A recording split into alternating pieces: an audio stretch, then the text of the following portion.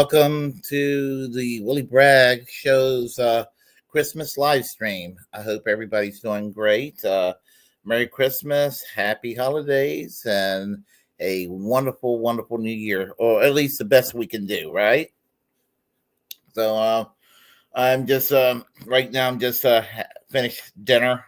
I already had a bottle of wine in me already, so I haven't even finished drinking yet tonight. So I'll be downing some Guinness right now. So I'll probably my buzz will be getting more profound as the evening carries on. So I hope everybody's doing well. Warren, what's up? How are you doing, my friend? Max RJ, what is up? It's the Willy Bragg Show. We're just watching the Twilight Zone. I guess I'm in it. My life is the Twilight Zone in a lot of ways. Yeah, as I said, made it through another year, and hopefully, I can look forward to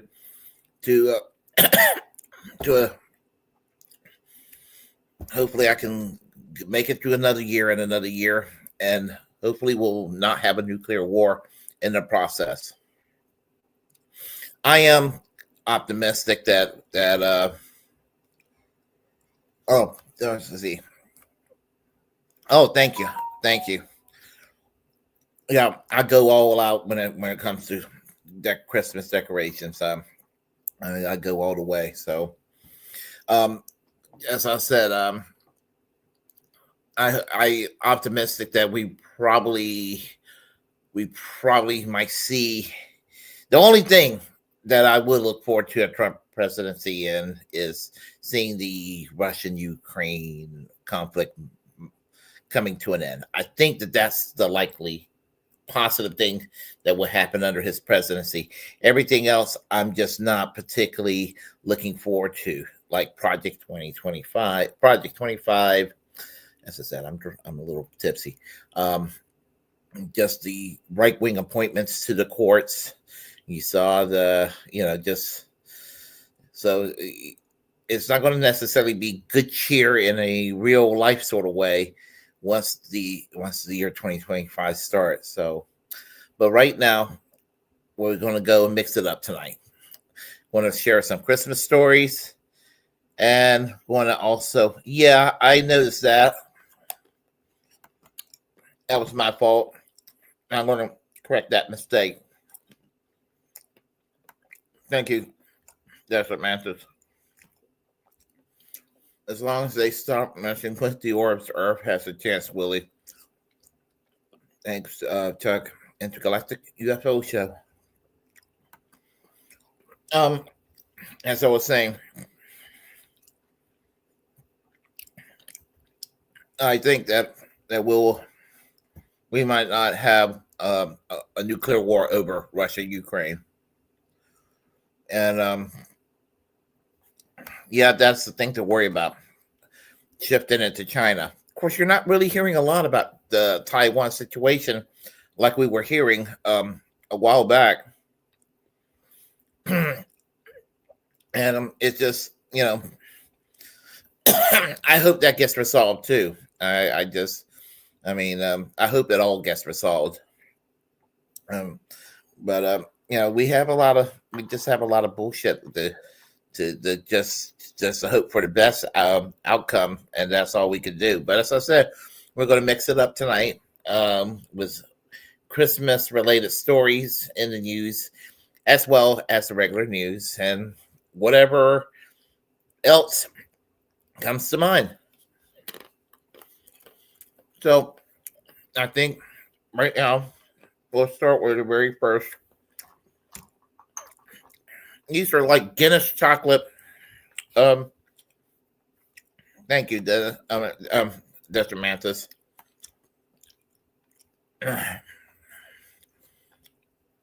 me see. I'm looking for the. There was a question that I saw here. Another question. let me just then catch my thought. We're going to start with the first story, kind of a little more humor based, because after all, some people think there's a war on Christmas. Yes, Commissary Kate is a Guinness beer filled chocolate. Guinness flavor, is dipped in, it's got Guinness in it. And I also got some, I can reach for it, which I'm going to open up a bottle in a second. My favorite beer in the world, Guinness. No, anyway, we'll start with the first story, and just to kind of liven things up, it's called MAGA Thinks the War on Christmas is Real.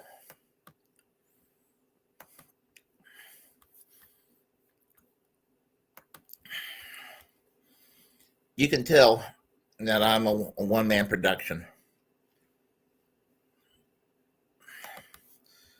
Okay. How do I even know it's Christmas?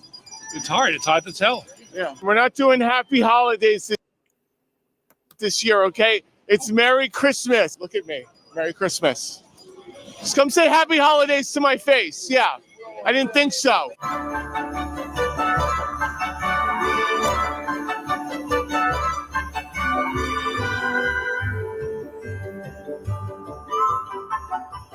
I am in New York City right now documenting the liberals' war on Christmas. Look around. Do you see one decoration? They've torn them down. They've done it in our town, too. I'm out from Massachusetts. How do I even know it's Christmas? It's hard to tell. Yeah. Oh, thank you. Other than people wearing red hats. The liberals have taken down every decoration in New York City. You can't tell it's Christmas anywhere here. Well, there are budget cuts. We got to save the energy for some reason. The war on Christmas? Yeah. It's like you can't see, signs of Christmas anywhere. Right? I mean, do you see any signs of Christmas here? No. Yeah. It's all gone. Yeah. Sad. It's sad. It's actually kind of funny though because he's directly facing the Christmas tree when he says no. He's like no, but he's looking directly. Listen, we're not doing happy holidays this year, okay? It's Merry Christmas. Merry Christmas. Say it with me. Merry Christmas. Yeah, thank you. Thank you. Was that so hard? Hey. Merry Christmas. Yeah. Christmas. Yeah, there you go. What's that? Merry Thank Christmas. you. Thank you. Yeah. Exactly. What is this happy holidays bullshit? You say Merry Christmas. Just come say happy holidays to my face. Yeah. I didn't think so. Look at me. Merry Christmas. All right. Yeah. Look at me. Merry Christmas. Look at me. Look at me. Merry Christmas. Yeah. The liberals took down all the Christmas decorations. You can't tell it's Christmas anywhere. What a shame. Yeah, I know. Yeah. It's like, I mean, is this like where it is in South Carolina? No, it's good there. Merry Christmas. Merry Christmas. Were you about to say happy holidays? Yeah. Don't.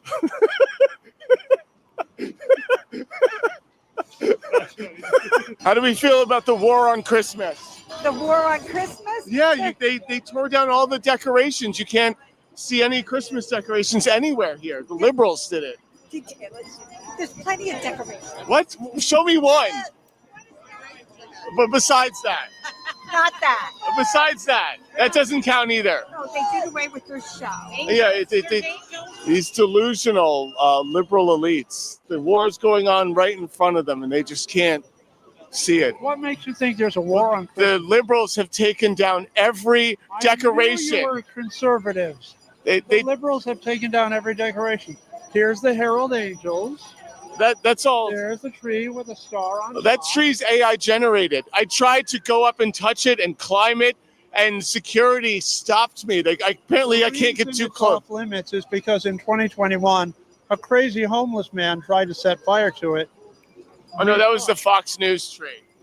He then went across the street Fox News tree is made out of plastic on a steel frame, so it went right up.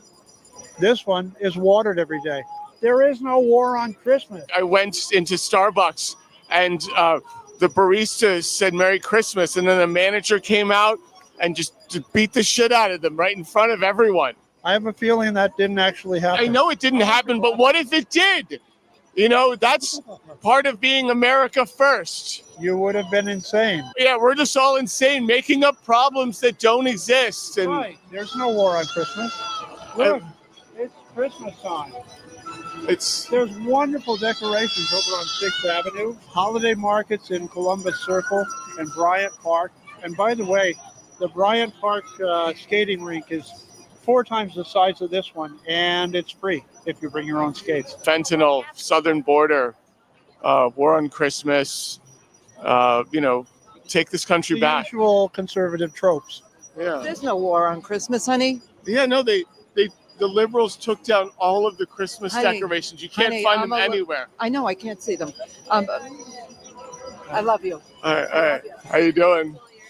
How you doing? Look at me. Merry Christmas. Happy Hanukkah. Oh my God. There you go. That's the war on Christmas. Merry Christmas. How do you feel about the war on Christmas? Is there a war on Christmas? Yeah. It's declared? They've taken, the liberals took down all the trees. You can't find any Where are decorations these anywhere. liberals? Where are these liberals? They walk among us. Do they really? Yeah. Like skinwalkers? The reptilian. Are reptilian. they reptilian? Yeah, and so it's like they feed off of adrenochrome. You can't find any decorations anywhere. It's like, how do you even know it's Christmas? There's a Christmas tree right there. There's angels right there. But that's AI generated. I tried to climb it earlier and security wouldn't let me. If it was real, they would let me climb it. But it's not real. It's AI generated. I think that's a liability issue. AI? No, trying to climb stuff, you might hurt yourself. And then you sue them and then it's their fault. Oh, yeah. It's because all these regulations. Trump's Yeah. going to get rid of all those regulations when he Really? comes into You office. believe that? There's he's going to get rid of all the regulations. I don't believe you believe that. With corporations and their regulations and stuff. Yeah? Yeah. Okay. Yeah. I mean, I don't believe you believe that. Right? What do you think I I think believe? you're smarter than that. What? I think you're smarter than that. That's why you people lost the election. People. Wait. You Who's you people? you people, you thought we were smarter than that.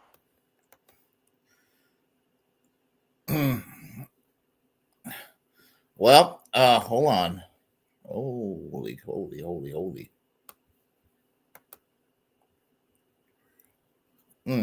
on. Uh-oh. Okay.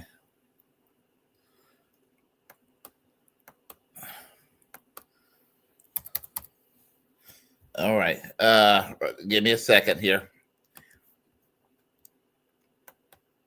Are we doing good? Everybody doing good?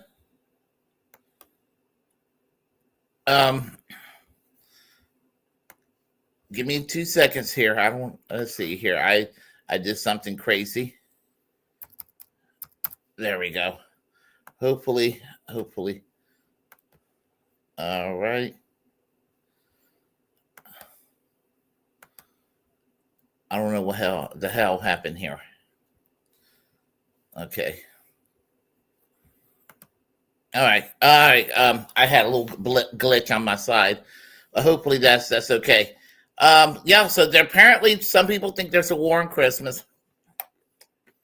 I kind of think he's being a troll, trying to tell people that there's a war on Christmas. I think he's really making fun of the cultural warriors out there that don't want us to have nice things, that wants to go and to divide people with reverse political correctness. You have people out there that has this sense of entitlement, and they demand that you say Merry Christmas to everybody. Doesn't matter what you believe or don't believe. And my belief is this.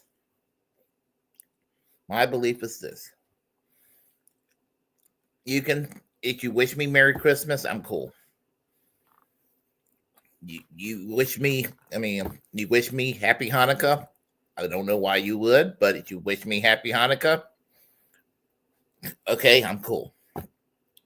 You wish me happy Kwanzaa, again, I don't know why you would, but if you did, no problem.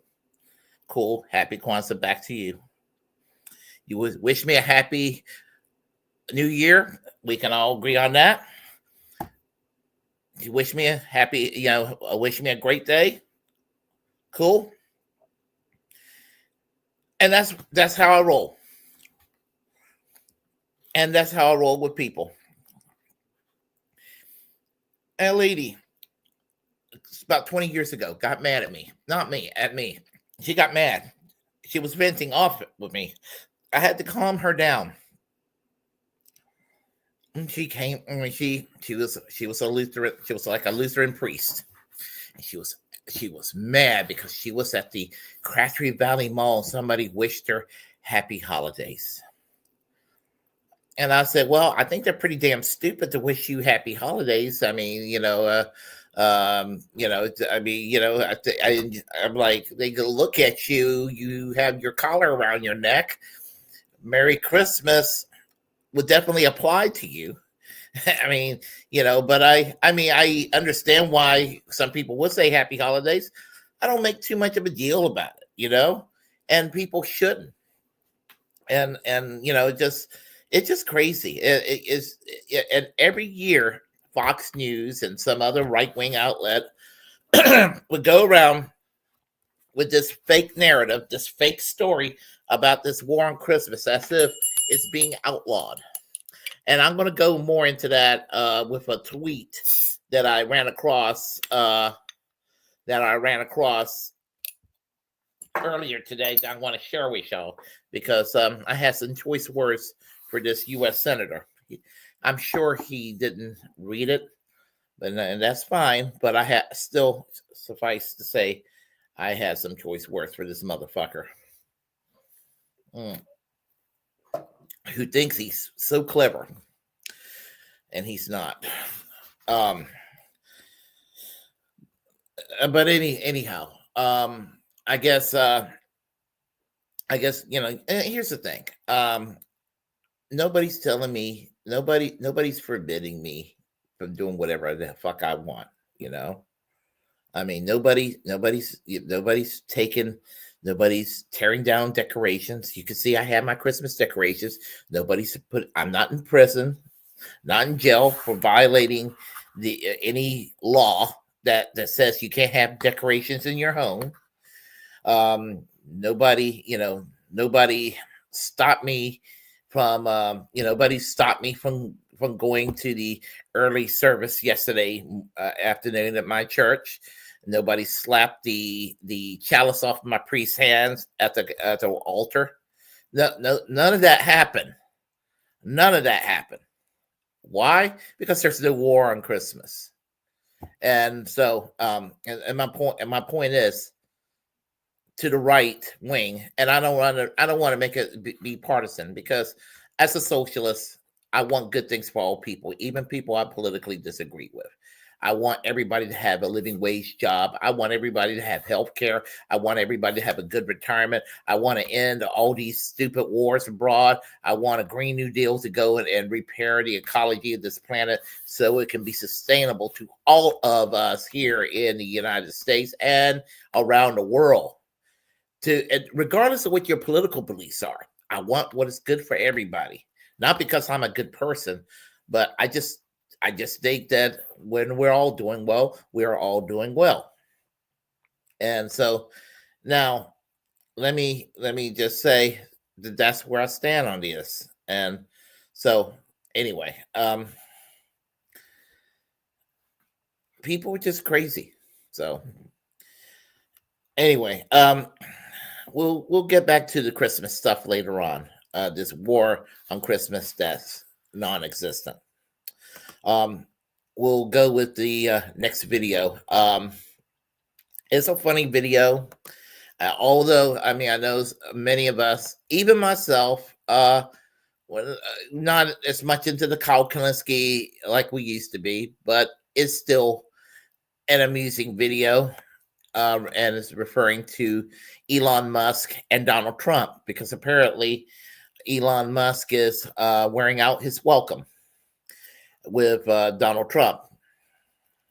And Donald Trump, basically, if you read between the lines, he's pretty much telling Elon Musk to back off.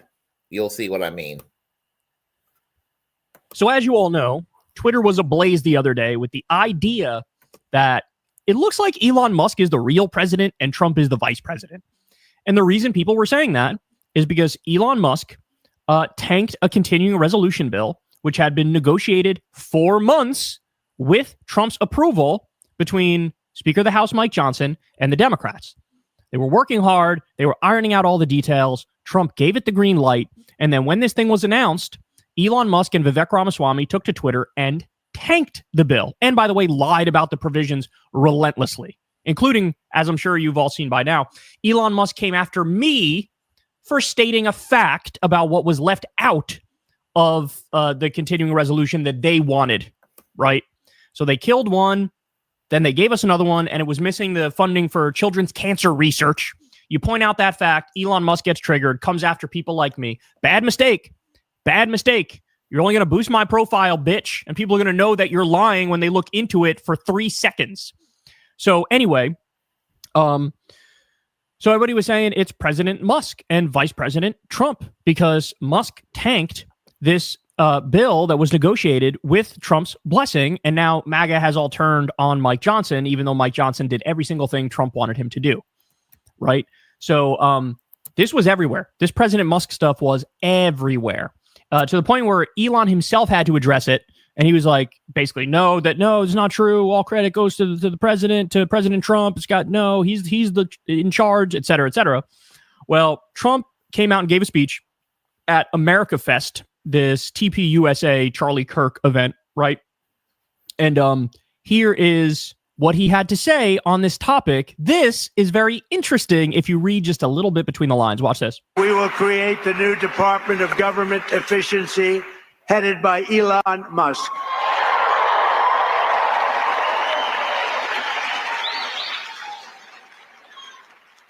And no, he's not taking the presidency. I like having smart people.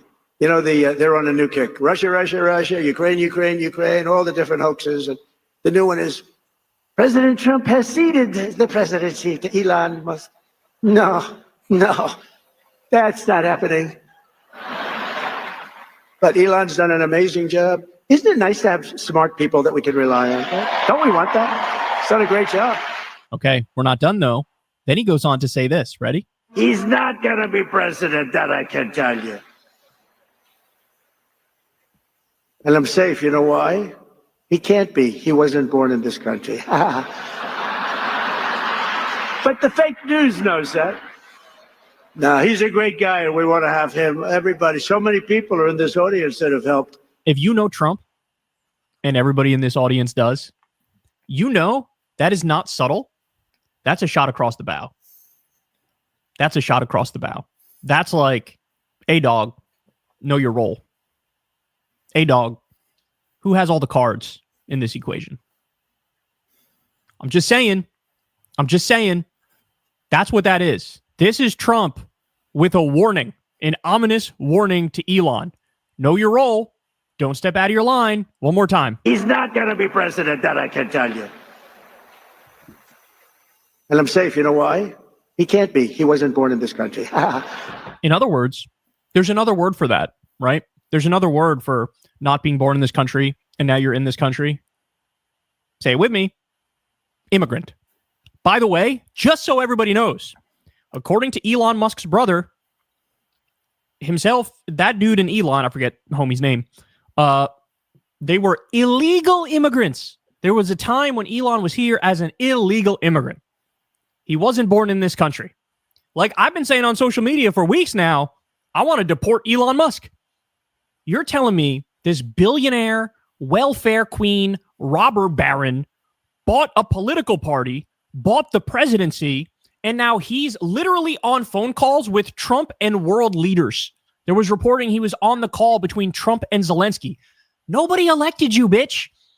Nobody elected you. I've never seen a more rank, clear example of oligarchy than this. And also, by the way, new word, kakistocracy. K-A-K-istocracy. That means government by the least qualified, the worst among us. That's sort of where we are now. But this is Trump saying to him like, hey, man, you better relax. You better relax a little bit. And look, it's not a question of if Trump and Musk are going to break up. It's a question of when, because this happens all the time with Trump. He'll have somebody, chief of staff or whatever, who's with him all the time, close to him, and then eventually they have a big falling out. Reince Priebus is a great example of this, or other people in the administration, like not Mark Milley. What's the other guy's name? I'm blanking on the dude's name. But this has happened like 7, 8, 9 different times where somebody's Trump's right-hand man. They're with him every step of the way. They try to do the best that they can and listen to what he says and drive the agenda forward. And then at some point, when there's a genuine bad result, Trump always looks for a fall guy. Always. He's always, even people who he's been friends with for the longest time, like Steve Bannon. There was a time when Trump was Sloppy Steve ruined everything. He's the problem. He's the one who deserves the blame, not me, him. And sometimes, they'll come back in the fray after a while or whatever it may be. But there's always a moment. There's always a breakup that happens. Sometimes it's amicable. Most of the times it's not. But he's the one who gets to make the decision. And so when something genuinely bad happens with bad results, Trump will throw Elon under the bus immediately and say, it's actually his fault. He did this bad thing. Don't blame me, blame him. And then Elon will be the fall guy. And look, to be fair, I'm sure whatever Trump eventually ends up blaming on Elon will actually be Elon's fault. So he might be correct in his description when this does happen, but it's a question of when, not if. These two are not going to be buddy-buddy forever. Two colossal, gargantuan record egos. They are not going to be able to have everything all hunky-dory from now until the end of time. And then also, we already know Elon already is sort of overstepping the boundaries, right? He already is. I mean, he literally is like living at Mar-a-Lago and going everywhere with Trump, including on trips over. Remember, they did the opening of like Notre Dame overseas, and Elon was with Trump. Like, could you imagine if George Soros was randomly traveling around with a Democratic president or president-elect? And George Soros was on the phone call between a Democratic president and a foreign head of state? Are you kidding me? The right would lose their goddamn minds and say, this is the most corruption I've ever seen my entire fucking life. But no. But with Trump, he gets away with it. The right loves Elon, at least right now. But this, guys, again, this is not even all that subtle from Trump. And I'm safe. You know why? He can't be. He wasn't born in this country. The little laugh says a lot, too. I'm safe. He wasn't born in this country. Oh, what that means is, bitch, I got the ace up the sleeve here. Also, think about all the corporate welfare, the government subsidies that Elon gets. You get on the wrong side of Trump, you piss Trump off enough, you can just cut off your subsidies. Then what are you, bitch? So, and I do think most of MAGA is going to follow Trump in a breakup between Trump and Elon. Elon might weather the storm and get 25% of MAGA to agree with him over Trump, but Trump's going to get the majority, no doubt about it. So, look, the seed, as somebody said on Twitter, the seed is planted in his rotten brain, and it's only a matter of time because he's already sort of getting annoyed. He's getting pissed off by this. And the right is saying, and Elon's saying, oh, this is an attempt to divide and conquer. And yeah, that's true. But also the talking point that you want to be president and you're steering the ship, that's also objectively true because you tanked the continuing resolution and it wouldn't have been tanked without your input. So yes, it is an attempt to divide and conquer, but it also is true and accurate to say you're overstepping your boundaries, right? And it's also true that that's just genuinely going to piss Trump off. And now, the clock is ticking on the eventual breakup. So there you have it. The big man is not happy. Hey, y'all, do me a favor and like and subscribe. It helps out big time in the algorithm. Click the bell as well for notifications. Yep, it looks like not all's too well between Elon Musk and Donald Trump. He's wearing out his welcome, and you can kind of tell. I mean, that's just not the first time you've heard that happening. It's been multiple times that Donald Trump has given hints that he's tired of Elon Musk and hanging around with Trump and everything. I got into it with somebody on Blue Sky for the last couple of days. If I can find it, we'll find it. Of all people to make this accusation, I was called a homophobe, basically. I mean, kind of, for posting this. I was triggering the right. I'm not. That's all I was doing. I said President Elon Musk and his spouse, Vice President Donald Trump, and they're spending a little bit of time together.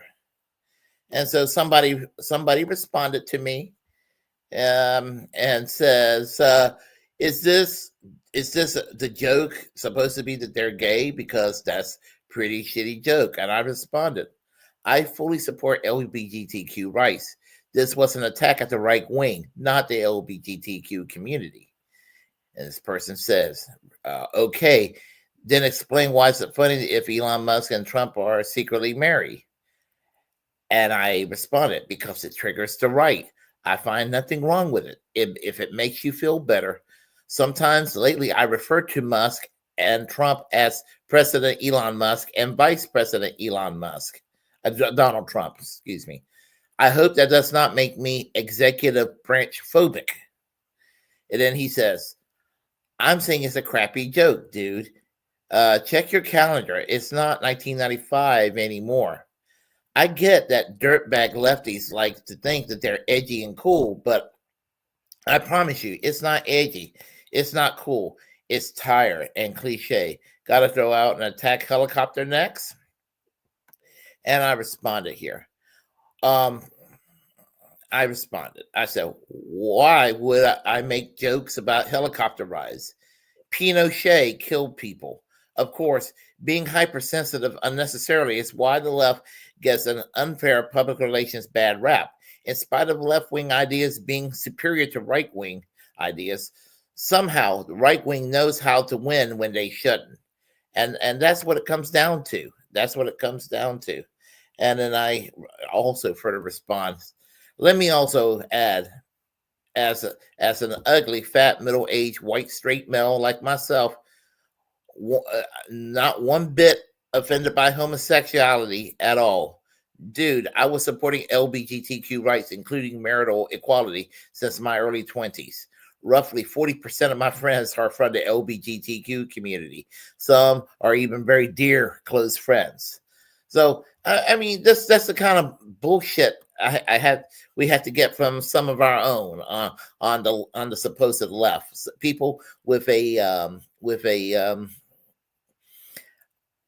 on Twitter, post-left watch mindset, which I will be addressing post-left watch. And I think some of y'all know who post-left watch is on Twitter. We'll be talking about that. So, but for the time being, we'll get to the next story. But we'll be able to do that and everything. Chuck's intergalactic UFO said it's all theater, and it could very well be. It could very well be too. There is that angle. Elon Musk and Donald Trump have a condition called Asperger disease. I could see it both of their eyes if you look carefully, says Max Sarge. They both got things kind of wrong with them. Yeah. So, but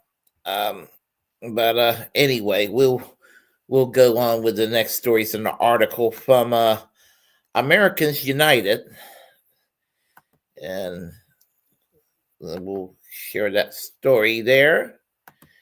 And it's from Americans United, and basically is this. And you get these little stupid block-ups. Okay, right here.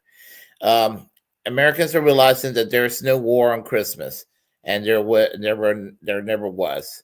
For years, the Fox News channels and other conservative media outlets insisted that there was a war on Christmas. The claim was nonsense. Of course, there was no such a thing.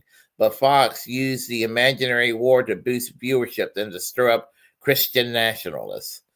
Polls show that uncomfortably high number of Americans, around 40%, believe in the War of Christmas. That figure held steady for some time, but a new poll by YouGov shows a steep drop in the number of Americans who believe that there's a war on Christmas. It's now down to 23%, with 46% saying they disagree that there's a war on Christmas and 31% saying that they're not sure. So that's something to look forward to, that they're not sitting there believing the bullshit claim like they used to. So what was the war on Christmas really about? Two trends drove the claim. One was efforts by Americans United and its allies to ensure that the public schools and other government institutions respected all beliefs and non-beliefs and refrain from pressuring anyone to take part in religious activities. We reminded public school officials that they can't celebrate Christmas as a religious holiday. As AU observed, public schools may have holiday celebrations, but they cannot be religious celebrations. Only the non-religious aspects of a holiday may be celebrated by the school. One common example is that the courts generally view things like Santa Claus and his reindeer as non-religious element of a Christmas holiday, while Jesus, the manger, and the wise men would be considered religious aspects of that holiday. A school may provide factual information about religious aspects of the holiday as part of a lesson, as mentioned in the curriculum section, but not to require or encourage students to participate in religious activity or sponsor those activities. AU also advised government officials at all levels that if they allow Christian groups access to public spaces to display symbols like nativity scenes, other groups must also be permitted to display their symbols. Protecting the separation is not war. This is not a war on Christmas. It's an attempt to enforce church-state separations and to make certain that the government does not play favorites when it comes to religion. Obviously, none of these actions prevented people from celebrating Christmas in ways that were meaningful for them in their homes or houses of worship. The second factor is more cultural than legal. Some Americans celebrate Christmas in ways that Christian nationalists, quote-unquote, Christian police don't approve of. They may emphasize the holiday secular aspects behind the elements of other faith traditions to create their own experiences. Some people, of course, celebrate other holidays at this time or don't celebrate anything. That's to be expected in a country that emphasizes religious freedom. It's a sign of our diversity and should be welcome. Thanks to the separation of church and state, you can choose what experiences you want to have at this time of year. That may infuriate Christian nationalists, but that's the mark of a free society. Claims of war on Christmas are as still as the old fruitcake. Here's to hoping that we've seen the last of it. To those who celebrate, we at Americans United say happy holidays. My rule is this. You've heard me say it before. I don't care what people tell me. And what do I usually tell people? This is how I usually address people. I wish them usually a Merry Christmas and Happy Holidays. And I think that's my personal filter. I'm allowed to have a filter. And you do you, and I do me, and everybody just do whatever you think is right, and do not sit there and demand political conformity. William Buckley wrote a book called God, Man, and Yale. I believe it was in 1953. And basically, he was arguing for what he accuses liberal leftists of supposedly doing on college campuses today, which is not a real thing. And that was to enforce a political orthodoxy. But instead of leftism, it was to incorporate a political orthodoxy of conservatism, Christianity, and capitalism. That's what the premise behind God, Yell, and Man was all about. Or was it God, Man, and Yell? Anyway, the title. The college campuses, I'm sorry. No, I'm not sorry, but having a bunch of silly pink hair 19-year-old kids crying on a college campus is not a sign of leftism. And they'll grow out of it. So that's what I have to say on that matter. And just how people behave is ridiculous. So anyhow, I guess we'll go with the next story, and that's Kim Iverson's story. Let me find it, and we will go with it. And it's called Christmas Market Attack. Anti-Muslim extremists or hidden Islamists. And here's the article. Here's the video. And take it away, Miss Kim Iverson. A leftist, which is, they equate that to. I was watching it earlier today. Sorry.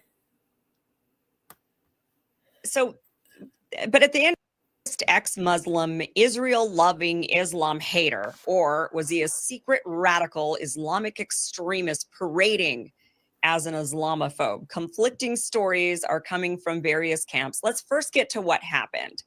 So on December 20th, just a few days ago, a tragic incident occurred at a Christmas market in Magdeburg, Germany, where a vehicle was driven into a crowd, resulting in the deaths of 5 individuals, including a 9-year-old child, and injuring over 200 others. The suspect, identified as 50-year-old Saudi-born psychiatrist Talib al-Abdulmohsen, was arrested at the scene. Al-Abdulmohsen relocated to Germany in 2006 and was granted refugee status in 2016. He worked as a psychiatrist in Bernburg, Germany, approximately 25 miles south of Magdeburg. Colleagues reportedly referred to him as Dr. Google due to doubts about his medical competence. In addition to his medical career, Al-Abdulmohsen was known for his anti-Islam activism and support for far-right ideologies. He maintained a website aimed at assisting ex-Muslims fleeing persecution in Gulf countries and was active on social media expressing anti-Islamic views and support for Germany's far-right Alternative for Germany, the AfD party. Prior to the attacks, Saudi Arabian authorities had reportedly warned German officials about Al-Abdulmohsen's extremist views, but he was not detained. So let's look at some of his social media posts that point to him being very anti-Islam, very pro-Israel, and even pro-gay rights. So let's start off with this one right here. So this is an image from, this was like when Saudi Arabia announced that they're going to be allowing homosexuals at the, to attend the World Cup, they said. This is, they said gay people are, I don't know exactly how they framed it, but I'm sure it wasn't politically correct. So this is the tweet. It says, Saudi Arabia officially announces allowing homosexuals to attend the 2034 World Cup. And he retweeted this as like he was a champion of this. Here's another tweet that he retweeted. I express my incomplete joy to Al Hurra, Saudi Arabia hosting the World Cup. But this is a translation in Arabic. But she stressed that if the world is going to celebrate Saudi Arabia as the host of this global event, then it should be coupled with scrutiny of the level of its commitments to human rights and values through laws and applications on the ground and not through statements by officials in the media. So this was something that he also retweeted. So he's showing support for Saudi Arabia, saying gays are welcome to the 2034 World Cup. And this person is saying, yeah, we'll see. They can say all these things all they want, but we'll see what actually happens on the ground. And he's retweeting that. He's wanting Saudi Arabia to make change and to be more accepting of gays. Here's another tweet that he retweeted. Greater Israel from the Euphrates to the Nile with a heart. So this is loving Greater Israel Project. He retweeted that. So that shows that he is pro-Israel. Here's another one that he retweeted. I was the first Israeli to support the Syrian revolution, and today 80% of the Israeli people are with me. So loving the toppling of Assad and saying that, you know, the Israeli people are on board with this. Here was another one, him showing love for Israel and Judaism, saying the religion of God is Judaism. He wrote that. Now, that is a little bit weird because he supposedly was an atheist, so it's kind of strange to say something like that. So it kind of goes to show that there are some conflicting messages from this guy. Here's also a tweet thread that he put out. He says, a series of tweets explain why I wrote in my bio that I love Israel. And he also tweeted this out. May God guide Israel to what it loves. And showing a picture of the Greater Israel Project. He also replied to this tweet. This person wrote, all Western countries are prostrating to Islam and Muslims. Our hope is that Israel will wipe them out and cleanse the countries. And he wrote in response to that, he wrote, he says right here, Germany is undoubtedly the most dangerous. So a lot of his activism against Islam, a lot of the stuff that he cited as saying is he's very against Germany, believing that Germany was the worst offender of bringing Muslims into Europe and bringing in Islam. He was very, according to his tweets, and this is on one side of the story. I'm going to show you the other side that says, no, this guy actually was a radical Islamist and he was just pretending to be an atheist who was, you know, pro-Israel or something. But a lot of people say that, you know, he did all this activism where he was actually trying to help people that were fleeing Saudi Arabia or fleeing the Middle East. They were trying to flee persecution. They were also people that were atheists, no longer believed in Islam, and he tried to help them gain asylum in Europe. So on one hand, he was pro-asylum seeking in Europe. He wanted to bring over Middle Eastern people, but on the other hand, the people that he was bringing over were people that were denouncing Islam essentially, or the Muslim way of life, and were seeking refuge, wanting to seek refuge in Europe. And they were basically saying, you know, screw it with Islam. So, and he's criticizing Germany for bringing in all of these Muslims. We've had like Kevork Almasian on the show before, who's made a similar criticism. He is a Syrian Christian that fled to Germany from Aleppo. And one of the, not this last time we had him on, but the time before that, he talked about how most of the Syrians that have come in to Germany have been Muslim, and a lot of them have not been able to assimilate, that there is a large chunk of Muslims that have not been assimilating into Western culture and trying to maintain their Islamic and Muslim culture. So there is that criticism there. And apparently this attacker had a similar criticism about Germany, saying Germany was the biggest offender. They were bringing in all these Muslims, and he was super against it, according to his tweets. But there's another side to this. Let's look at the posts that claim he's not actually a pro-Israel Islamophobe. This was shared by Elon Musk. He tweeted, what the fuck, what the F, sorry, is the German press saying? Most people in Europe still think the legacy press is real when it is pure propaganda. Please send them links to X so they know what's actually going on. Then he retweeted this video. Watch this. I want to address the misinformation spreading about Talib al-Abdul Mohsen, the terrorist behind the Christmas market attack in Magdeburg, Germany. Contrary to some claims, he was neither an atheist nor an ex-Muslim. Talib falsely portrayed himself as an atheist ex-Muslim and victim of the Saudi regime, while simultaneously accusing the German government of prosecuting female Saudi asylum seekers and promoting an agenda to Islamize Europe. His identity as a radical Shia Muslim is evident, even from his name, which explains his hostility towards Saudi Arabia and his wicked jihadi agenda. Leaked tweets and chat screenshots now circulating on X reveal his connection to radical Islamist networks, including accounts linked to ISIS.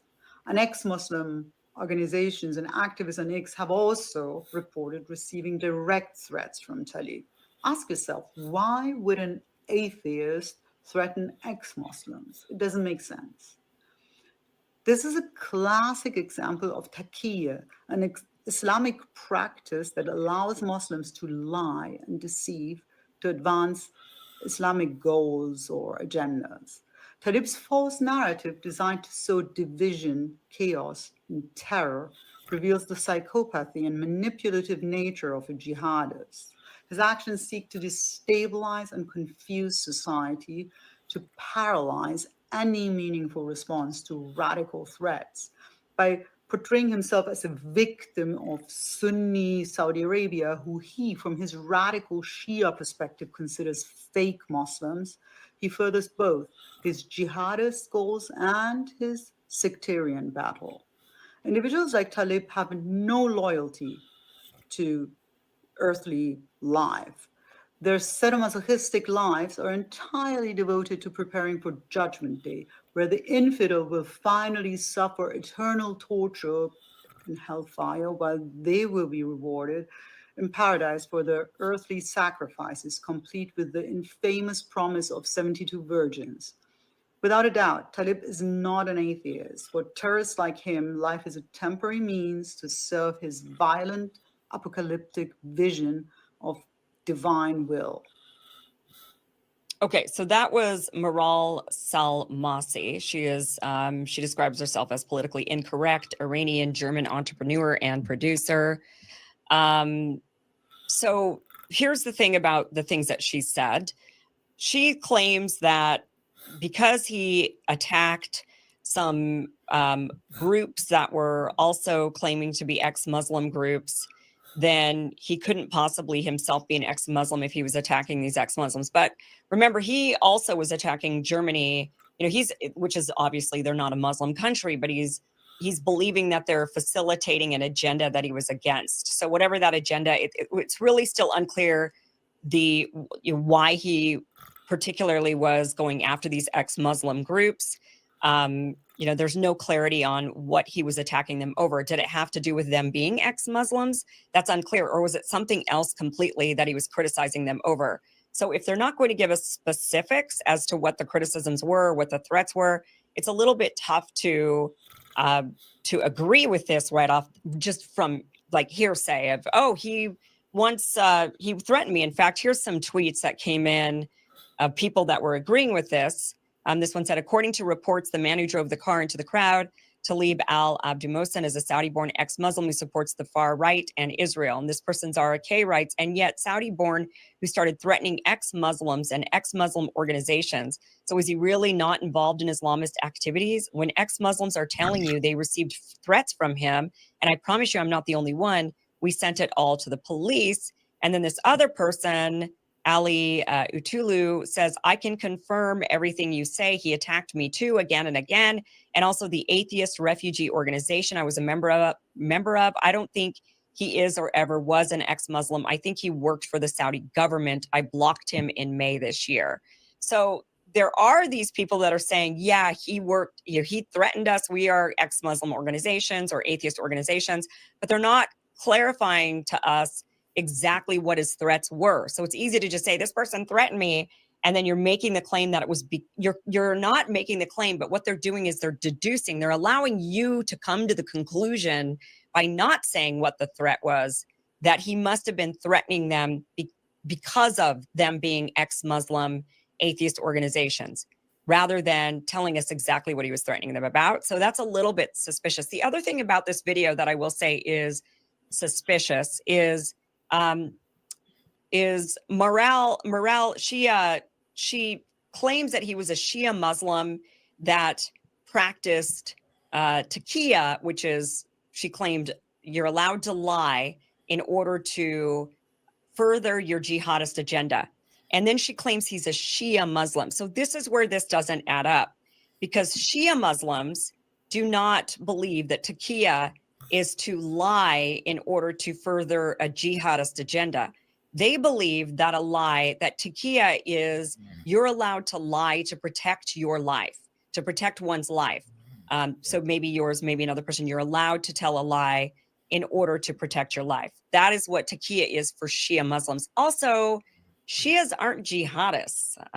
Yes, Shias are part of the axis of resistance. So you have Shias that are Hezbollah and Houthis and some of the Iraqis that have been fighting and of course Iran. These are all Shias, but those are different. Those militia groups that operate as militias, as organized militias that target military targets, that is very different than a jihadist that commits an act of terror on civilians.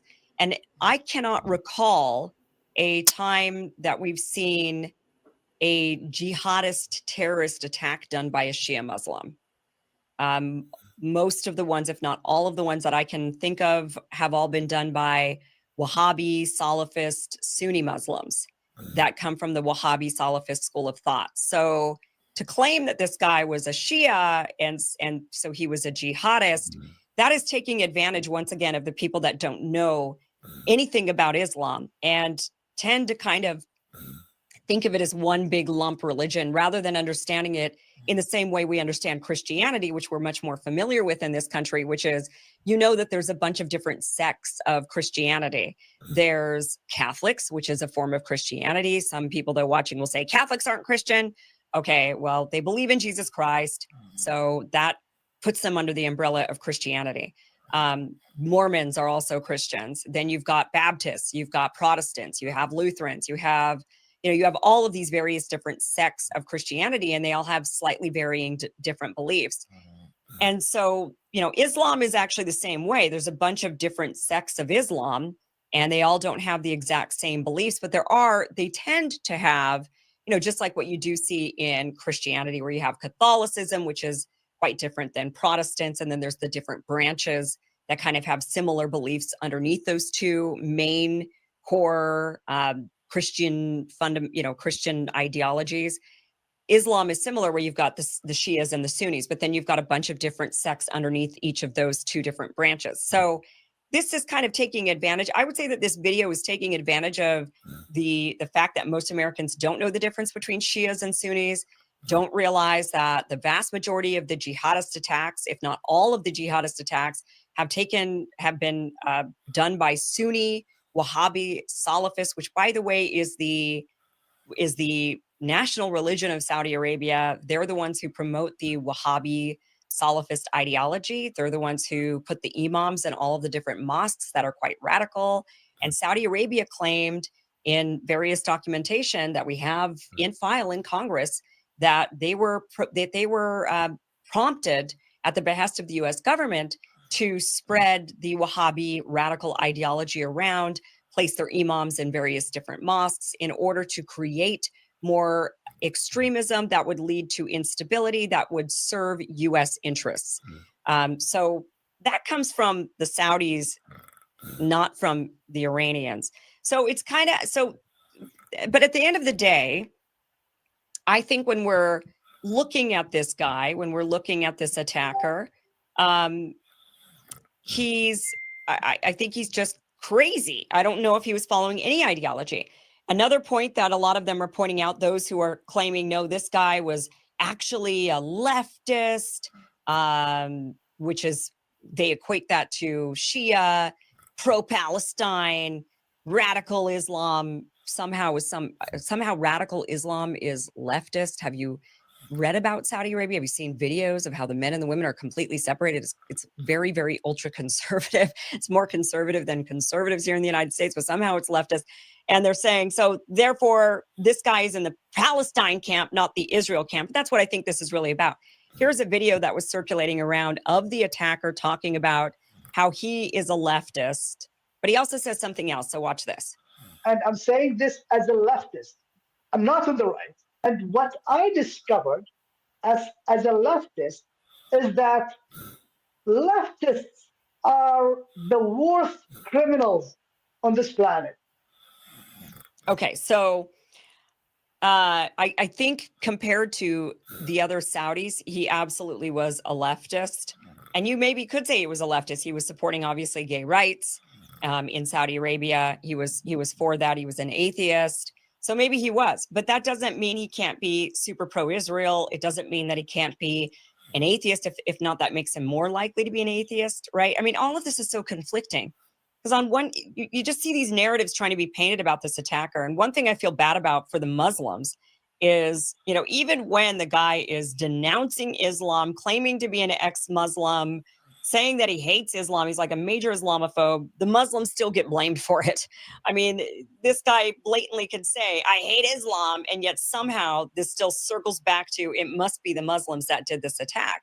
When everything with this guy's accounts, his social media, his history shows that he was rabidly Islamophobic, completely against religion, but pro-Israel, probably because of his rabid anti-Muslim stances on things. And that's what it looks like. But does it really? But at the end of the day, it doesn't really matter, quite honestly, because clearly the guy was just crazy.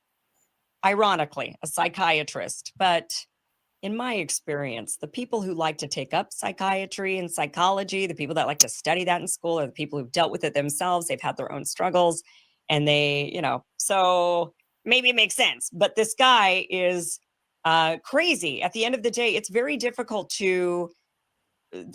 This one in particular just seems like a crazed madman who went on a rampage, and nobody really knows why. It wasn't a political attack, or maybe it was, but what was the political message? And I guess that's where the debate is happening on X. People are saying, well, the political message was he was against Christians because he ran into a Christian market. The other side is saying, no, he was against Germans, and particularly German Christians, because he felt betrayed by German Christians who he felt were embracing Islam and flooding them into the country in mass migration, and felt like they were idiots and they didn't know, and they were all complicit in this. Hard to know what the guy's actual motivation was, and it's hard to know what type of ideology he had. Although I will say that the vast majority of the evidence points to him being an Islamophobe who was pro-Israel. These other people like Elon Musk and the people that he's retweeting out, the ones that are claiming that he was not that and that he was in fact something else, are really having to read into a lot more. She was claiming, one thing that Maral was saying, is that the way I pronounce her name? Was it, Maral. The one thing that she was pointing to was his name, saying, see, his name is even a Shia name. I've spoken to some Shia Muslims who say actually that name is not really. And not only that, but one thing she even points out herself, or maybe she didn't, but others have been pointing out, that just because you have a name that's religious and you're no longer religious, it doesn't mean, what are you supposed to do? Change your name? I mean, if your name is Noah or Adam or Moses, and you denounce religion, do you need to change your name in order to prove that you've denounced your religion? I mean, it's just kind of like strange for her to point out his name. What is the expectation there? You're expecting that the guy gives up religion and he gives up his name. I mean, I don't think we would ask any Adam to do that who says he's an atheist. So strange, I think, this back and forth. Ultimately, I will say that Elon Musk, who has shown himself to be ultra pro-Zionist ever since he got dragged through the mud, and the pro-Israel lobby was threatening to crush his investment in X and take all the advertisement dollars away unless he went and did his pilgrimage to Israel, which we saw him do. And then he came back, and now he's ultra pro-Israel. You've got a guy that's ultra pro-Israel. You have all of these big power players who are ultra pro-Israel, and they don't want to see a pro-Israel guy committing an attack on a Christian market. So they're trying to spin it as if this guy was actually a real Muslim hiding as an ex-Muslim. And it's just really bizarre. It's just a really bizarre narrative that is floating around. And ultimately, the guy was just nuts at the end of the day. That is the reality of it. And he was a crazy person. He is a crazy person who killed a lot of people. And it's terrible. It's a terrible, terrible crime. Love to hear from you. What are your thoughts on this? Email me, kim@KimIverson.com. Comment down below. Would love to hear what you guys think. Thanks for watching this. Yep. So there you have it. That's Kim Iverson's take on it. I am kind of with her. I just overall think that guy was just a little bit on the nutty side. And just, this whole, extremism, extremism is what it is. I mean, when and Andrew Breivik killed a bombed a couple of buildings in Oslo, Norway, and went to an island off the coast of Norway and to the summer to the camp the camp out there of young kids and started killing a bunch of children. I mean, the guy was a religious fanatic, and he was just one person doing this on his own. And he was a fundamentalist Christian. There's not that you don't really run across that type in places like Norway, but he was the exception to the rule. Just like the United States is the exception to the rule that we're the last advanced, quote unquote, are we really all that advanced democracy in the West to not have universal health care. So that's what's going on there.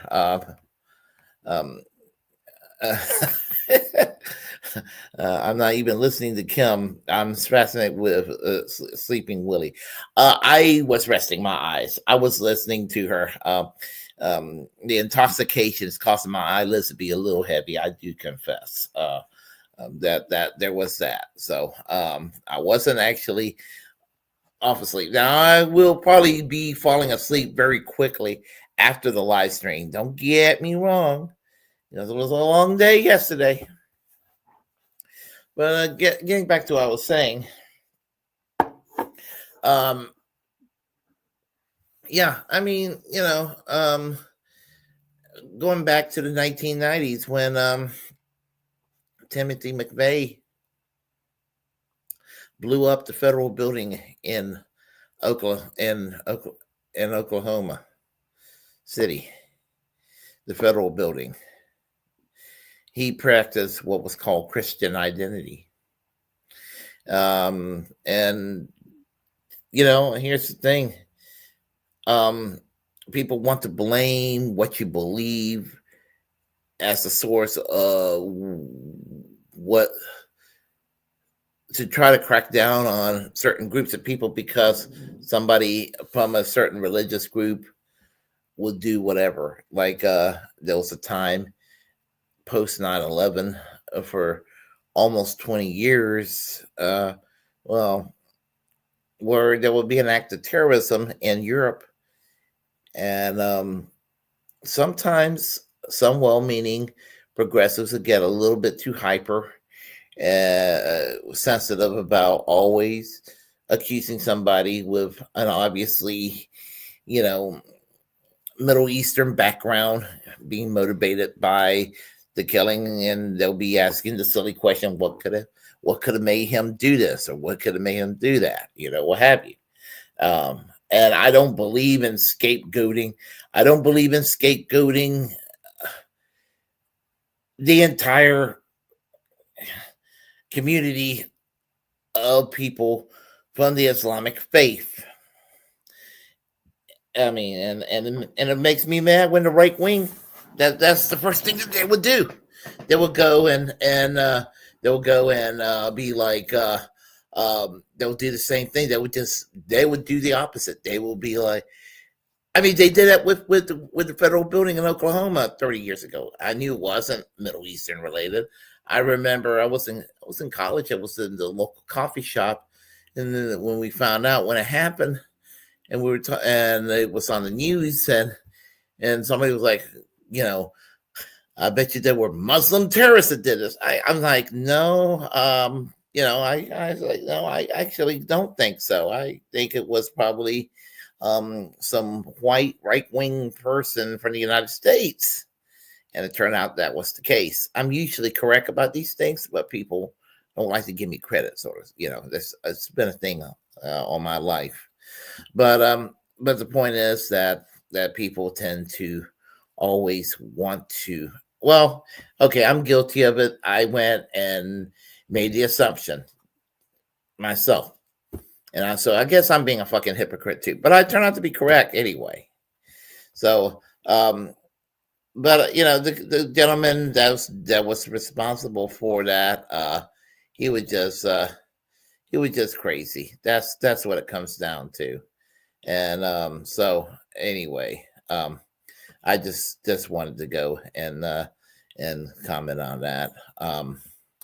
Everything. I see Peace Dub here. How are you doing today? Yeah, mileage were slightly on the heavy side. So yeah, I confess, it's true. It's true. But anyway, I'm actually slightly less sleepy at the moment. So we're going to go into the story in a little bit about the Young Turks, but before we do, we'll play one of our very own commenting on the Young Turks. It's a couple of years ago, but it's very relevant. Jesse Jett, I found this today. I figure, you know what? I think this is fitting for what's going on with the Young Turks, all that crap that's going on. I was like, let me go ahead and share this with everybody. And it's called Fractions TYT Dis by Jesse Jett. So here we go.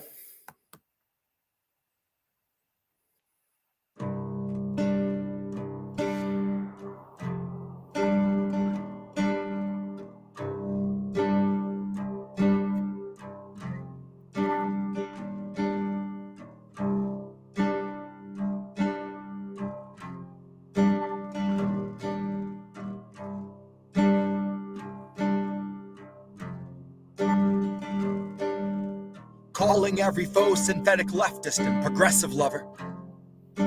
Summoning the simps of all the squad adjacent opportunist two-faced cop suckers. Paging every democratic yes man in possession of a smoother brain than those who hide behind Biden's stutter. Welcome to the super edgy independent news you can trust when we say we don't sell our standards out like all the others. Trust us when we tell you that we're looking out for working class America, holding all the powerful accountable. Trust us when we tell you that a host of vital truths are being covered, when honestly the truth is being smothered by a couple disingenuous hacks sent to act in bad faith by Big Brother, who start smearing every journalist who bears the credibility they covet from their gilded fucking neoliberal centerpiece. Air out all their jealousy and spite like it might yield them some validity, or paint a coat of pity over all of their acidity. But they've been busy cozied up to every war pig living between here and the infinity. Albright, Biden, Obama, God, that's gotta take the fucking trophy for unholiest of trinities. So I hope you didn't come to witness anything resembling integrity. That's been long abandoned. Now we see integrity as often as Atlantis. Now they only toe the line and read what they've been handed. Safe to say if Cenk sunk any lower, he'd be deeper than the Marianas. TYT will tell you how opinions aren't the facts unless they're Cenk Serranas. Since they chose to make a living out of licking boots and shilling, you can bet they make a killing. TYT is proud to say they traded all their spines away to empty out the till and tell themselves it's decent work and it's an honest tilling. Well, me, I see they found a way to rape the willing. Me, I read between the lines, and in the script I see the signs that those who fund their message down to every filthy dime would gladly bleed a human sea if it prevents a drop of oil spilling. And yet somehow they portray themselves the heart of the progressive movement. The loudest voices calling for some unity with those who built careers around destroying unions. Which might be true, since unity is something truly useless and symbolic, like a stale communion. Tasteless as the times they tried to fight back smiles smearing Julian. And I hope Cenk and Anna listen up and listen well. You will never be a fraction of the journalist Assange has been, even from his cell. All the filth you spread around, you spread it on yourself. That's my time. Fuck you twice. See you both in hell.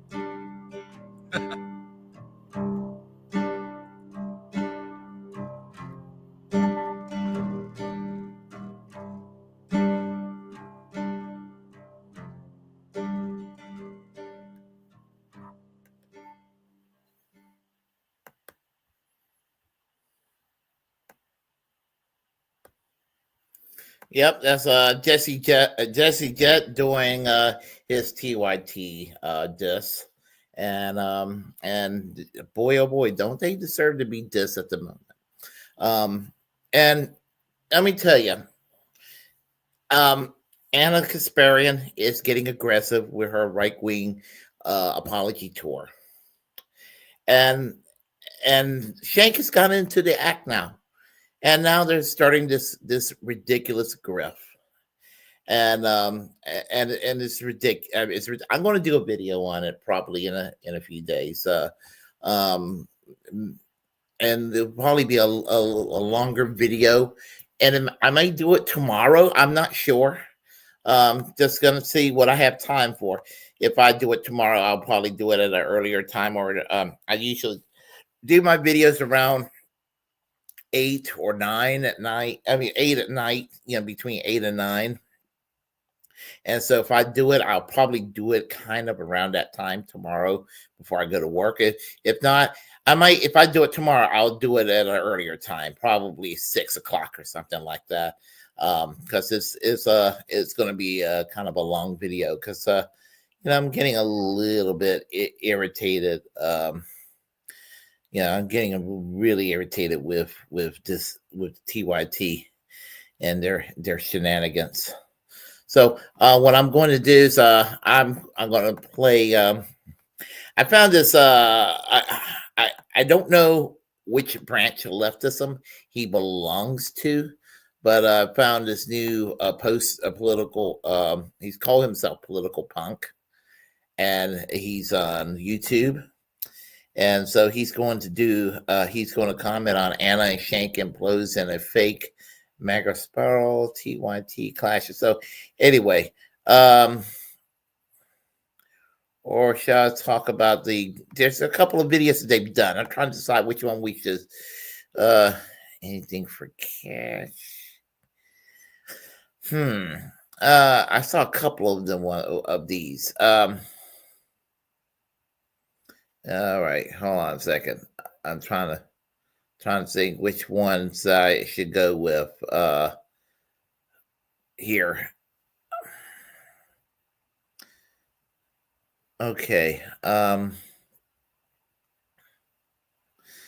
Maybe we should go with we'll go with this one. Anna Kasparian goes full MAGA after telling bizarre story. Okay, we'll go with this one. Look at this. Look at that shit, bro. I was wrong about Trump. This guy. Isn't that wild? Dude, these guys are turning tail. Now, granted, it's understandable. TYT it's in the shitter, bro. It is. Their channel is dead. They've had issues with breaking unions, being anti-trans. Anna Kasparian is off her rocker, bro. She has jumped the shark so far. They are literally spending all of their time in right-wing spaces now. She's been making the rounds of all the right-wing spaces. Dude, they're so gross. But so the thing that's crazy about this is for a long time, their whole thing has been to fight the Democratic Party instead of fighting their opponents. See, now, of course, dude, having a homeless guy show you his is that traumatizing? Absolutely. It is, right? I'm not going to fucking eat her lunch for that. That is absolutely sexual abuse. And it's very traumatic to go through that. Now, here's the situation, though. She said, it was the left's response. Okay, that's what's so weird about it, though, because really, it's the left's response? Because if the left was responding to her in a certain way, you have to look into that. For example, let's take an example. All right, remember a while back, we talked about Logan Paul's little buddy, remember? Mike Mashlak, who talked about how he can't walk anywhere without stepping in human shit. And so he's mad at the government. He's mad at the mayor, and he's mad at Governor Newsom because he steps in human shit in his brand new fucking Nikes. But here's the thing. Why are you mad at the governor? If you're stepping in human shit, obviously some human beings in your neighborhood are having a really rough time. And so maybe instead of blaming that on the governor, we could look at capitalism and the wealth gap, and we could look at the world we live in where guys who are walking around in $185,000 BMWs wearing $500 sneakers, when they step in human shit, they're more worried about their shoe than they are the human that shit, right? Maybe that's part of the problem. Maybe if you weren't concerned about your sneakers and started worrying about the humans that have to shit on the sidewalk personally, where you got personally invested in becoming part of the solution to that instead of expecting Governor Newsom to figure it all out. Like, yeah, it's his job, but like, you're a citizen. We can all get involved, right? Hating your elected officials, like if homeless people start committing more crimes in my area, I'm not going to just blame the mayor of the city. No matter who the mayor is, it's a big job. The mayor can't fix all the problems. The governor can't fix all the problems. The president can't fix all the problems. All we can do is we can be humane, and we can try to do things that aren't demonizing people. That's really what we got to do. This faction is, but they're loud enough to push me away completely. And so it wasn't that had happened to me. It was the reaction of the left and how they were far more concerned with me talking about it because they felt that was stigmatizing the homeless community. I have never gone out of my way to say negative things about homeless people. I mean, people who are living out on the streets are, in a lot of cases, victims who need help, right? Yes. But I was victimized by a guy that was strung out on something, could have been meth. You know, he was jerking around as he was walking toward me with his buddy. And gosh, I'm so sorry. I didn't. Yeah, it's okay. It's okay. But it took a while for me to see this story. Just like if I was watching this as a movie, I would be like, this is not good writing. Right? I was victimized. Don't worry about it. I'm fine. But I was victimized. I talked about it. Some people got mad at me for talking about it. So now I'm abandoning all my political beliefs and I'm going to go side with the people who elected or pissed. Like, are you shitting me? I mean, how is she going to now have MAGA sympathies and be thinking the rapist in office is like not that bad? Gotta hand it to him after she got sexually abused by homeless because some leftist online sent her some nasty messages. Like, really? Are we talking about your close friends did this? Dude, this is like the worst television writing I've ever seen. And I don't mean to belittle her because obviously she was traumatized, but like, go get some EMDR. Go do some therapy, do some psilocybin therapy or MDMA or something, like work it out. But like a bunch of leftists sent you nasty messages. And so now your entire political ideology changes and you're okay with a racist president? I mean, that in and of itself doesn't sell, right? Terrible fucking TV writing. I'm sorry, but the writer's room that came up with this scenario, dude, they're fired. Get over that because I still have to walk my dog. And so multiple times a day, I literally have to think about that incident. That's why you go to therapy, Anna. That's why you go to therapy. You get a therapist, Anna. We can start a GoFundMe. We can get you a really good therapist. Dude, yeah, it does feel a little bit disingenuous because it's not quite adding up. She said that them being concerned with the plight of the homeless people are saying like, hey, the way you're talking about this kind of sounds like you're demonizing the homeless. And she couldn't process like, oh yeah, a lot of the leftist people are really concerned about the plight of the homeless. So they're always going to be looking about how can we talk about this without demonizing. For example, I do this a lot online because of the dynamic of men and women and with men being like super attacky towards women. Anytime I challenge a woman's viewpoint online and get mouthy online with Twitter, I stop and check myself and I try to analyze how I'm doing it and what the power dynamic is like, because I have to be really careful to make sure that I'm not, riding a wave of an existing misogynist power dynamic when interacting with women online.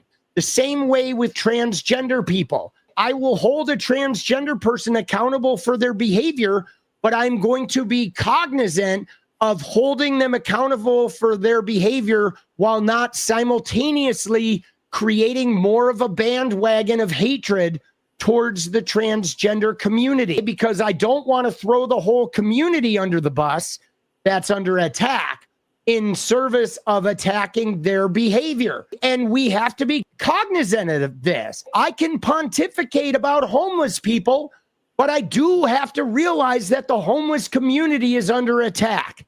They're under attack from the richest man on the planet who says homelessness doesn't even exist. They're under attack from police, from right-wing people, from the president of the United States.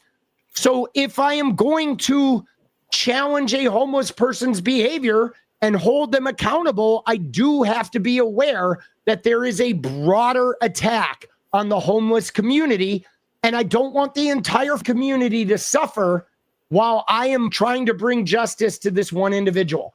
And I think that taking that into account should be okay. We should be doing that. And I would love to see the messages that she received. I don't know if we ever have. I thought maybe it would help to talk about it. And then when I did talk about it, I totally regretted it because I was shocked at the way people reacted to me. But what that moment taught me was some of the characteristics of the quote unquote left that I thought were good, right? Like the kindness, the open-mindedness, oh, look at this, dude. She is like right now, you see what she's doing? Who is she talking about? Is she talking about Mike Figueredo? Is she talking about Emma Vigeland? Is she talking about some online troll accounts? But look at what she's doing, though. She's telegraphing, guys. She is telegraphing here. She's doing the tolerant left aren't tolerant. She's fucking telegraphing this shit, bro. Willingness to go out of your way to look out for people who need help, like that kind of stuff. There's a portion of the left that has shed those characteristics. Oh, yeah. They don't really care. They're not really compassionate. They're not the tolerant left. Oh, shit. So now I'm going to go side with the bigots and the because, right, the Nazis. That's what's so crazy is I got so mad at the left that I decided to go hang out with the Nazis. I got so mad at the people defending the homeless people's plight that now I'm going to go hang out with the They've taken on a more nihilistic approach to things, and they don't. Dude, is there anything more nihilistic than concentration camps? Dude, what is she saying, bro? What is she saying? This is 10 days ago. Even believe in reforms. They just believe that everything about every political system, every program we have, every institution we have is just worthless and we need to burn it all down. Okay. So that nihilistic nature, I think, leads to a lot of really bad ideas and terrible behavior online. And that's pushing people out, pushing people away. And like, see, that's really interesting right there. She's being intentionally vague in order to say the right-wing talking points without saying them. For example, if she wants to talk nihilism, isn't having 574 bills in state houses where they're passing laws against transgender people based on religion, based on the Bible, 574 bills across the country, and there's like 100 trans athletes? Isn't that nihilistic to have 574 legislative actions aimed at 100 people? That's like 5 per person. Isn't it nihilistic to say that immigrants are poisoning the blood, to echo Hitler? Isn't that nihilistic?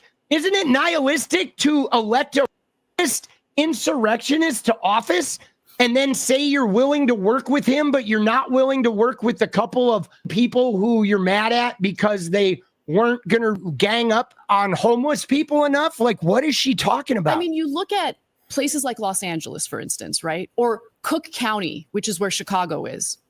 I paid very close attention. Now, it's interesting that she says Chicago because Chicago is a buzzword for the Republicans. Why did Chicago get dragged into this? Let's see what she says. But Chicago is a buzzword. That's a white America. That's a black people are problematic buzzword. Cook County and what the election results were going to be in Cook County, because you have an influx of migrants going to Chicago, right?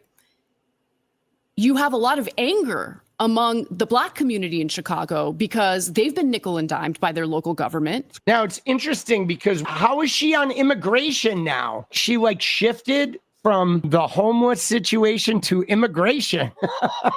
That was a shift. All right, I thought she was going to talk about the homeless people. She is definitely doing the weave, bro. It's crazy. And at the same time, their mayor, Brandon Johnson, is doling out the cash for migrants and justifying it. And so they're angry. And so I'm watching all of this happen, and I'm just like, Democrats need to wake up. Because more and more voters feel like they're being abandoned by the Democratic Party, economically speaking. And everyone got mad at me. Everyone's like, oh, you're anti-immigrant. I'm not anti-immigrant. Well, you sound like you're anti-immigrant.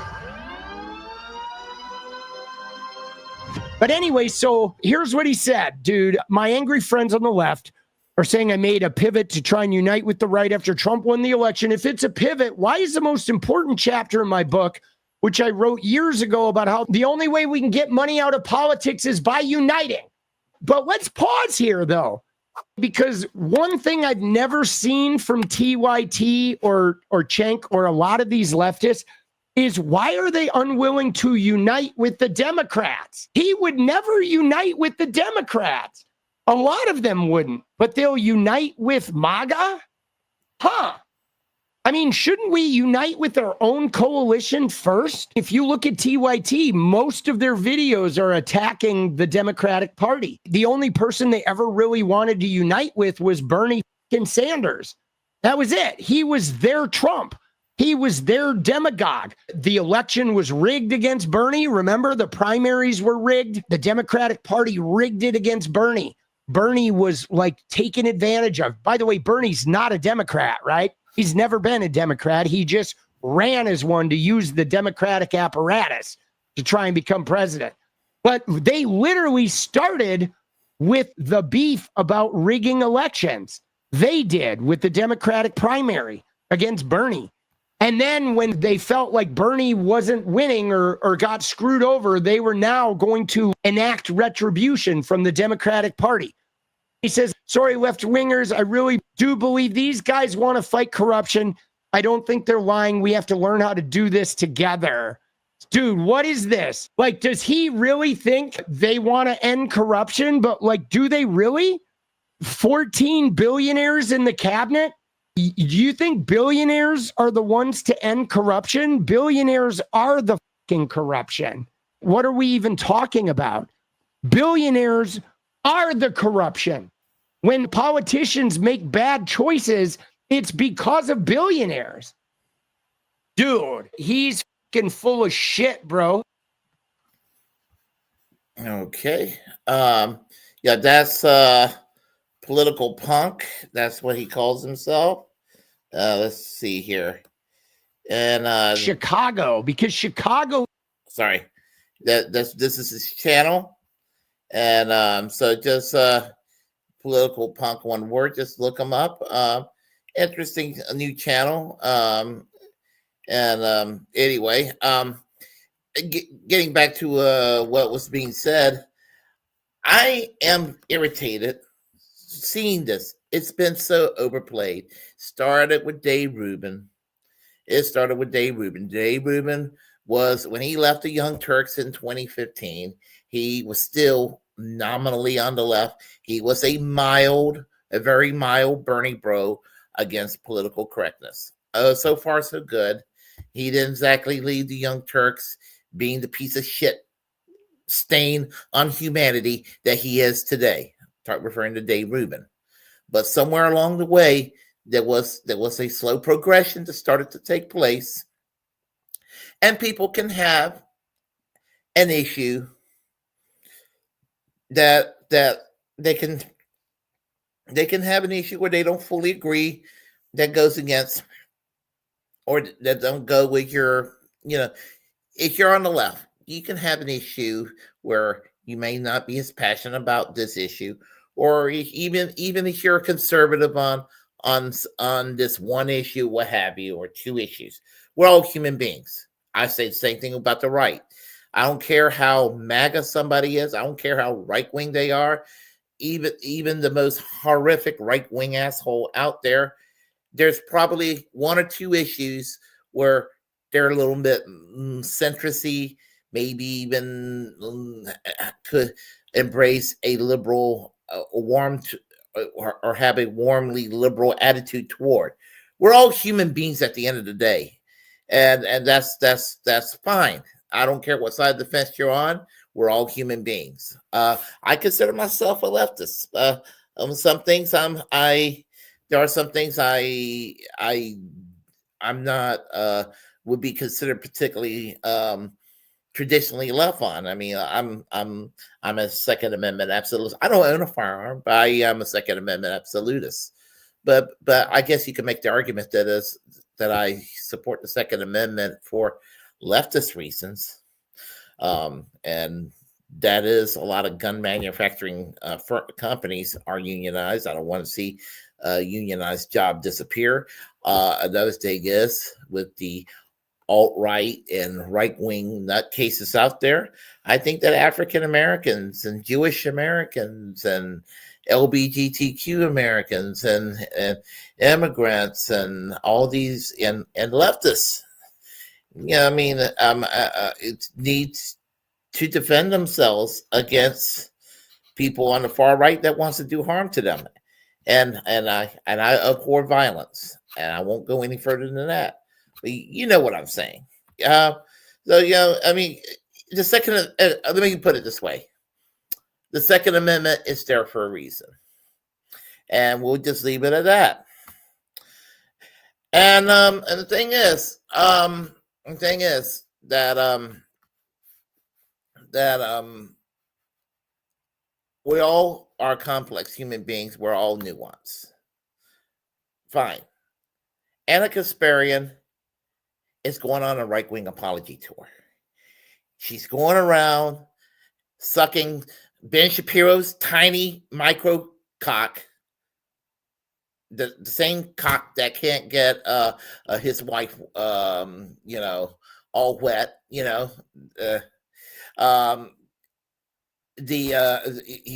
going around. She's going around, going to Glenn Beck on an apology tour, telling Glenn Beck, like you saw there, how evil the left are.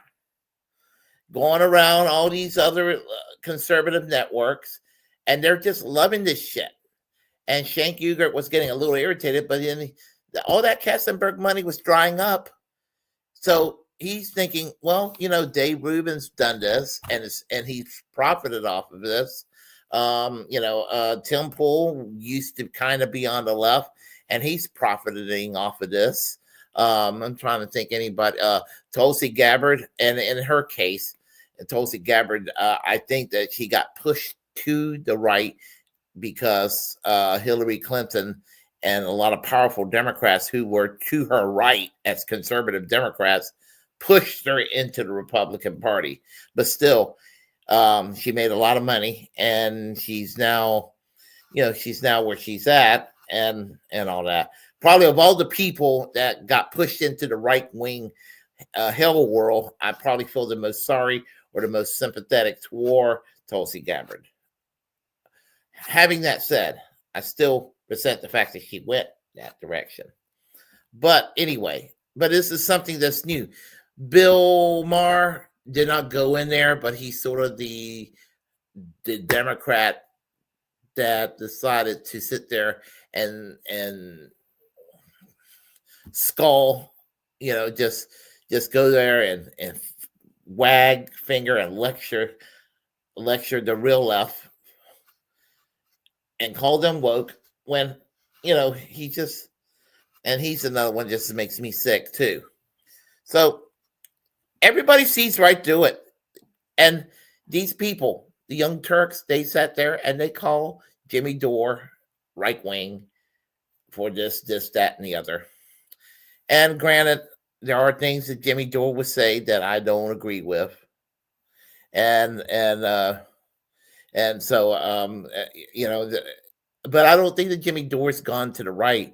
I do think that Jimmy Dore, I figure him out, and he's not grifted toward the right, but what Jimmy Dore has done is he's found a way to retain his left-wing audience, but to get a new audience in his coalition. I don't know how sustainable that is, but for the time being, it seemed to have worked. He seemed to have been, you know, but I mean, most of his content still sound pretty far left, and he's still to the left of the Young Turks. And some positions he's taken lately, I'm not keen on, but you know, he certainly is not guilty to the level of what the Young Turks are guilty of lately. I would say that what Young Turks are doing, I mean, it's been played out. I mean, people should see through it, and some people are seeing through it. I absolutely despise Matt Walsh, and he sees through the bullshit. And it's like what the political punk guy said, and I was just thinking about it before he even said it. It starts out, you know, with like they're willing to go to MAGA, but MAGA and just your standard Republican, they're not willing to go to a Democrat or go to a third party person to work with them. So it's never. It's like it's always the center nominal left going to the right, but the right is not willing to go and meet them halfway. That's got to stop right now. It's just too much pivoting toward the right and the right winning. I'm tired of the right winning all the time. They even when Democrats control the presidency, the U.S. House of Representatives, the U.S. Senate. You know, Mitch McConnell is still, he was still behind the scenes being in charge. And for the life of me, I don't understand why Republicans are so fucking mad at Mitch McConnell. He gave them everything that you could ever want. I wish that Chuck Schumer could do for Democrats and liberalism and even the far left what Mitch McConnell has done. Because I'm jealous of Mitch McConnell. I mean, Mitch McConnell actually achieved horrible things, for horrible policies for this country. He's been able to achieve. I'm jealous that he's able to do that. We have two illegitimate U.S. associate justices on the Supreme Court because of Mitch McConnell, which is why I wish before Trump is sworn in that if it's possible to put in 2 judges in the court to be appointed by a quote-unquote Democrat president before Trump takes office. But I don't think that's going to take place. Republicans have said that's what Democrats are going to do, but the Democrats don't have the wherewithal to do that.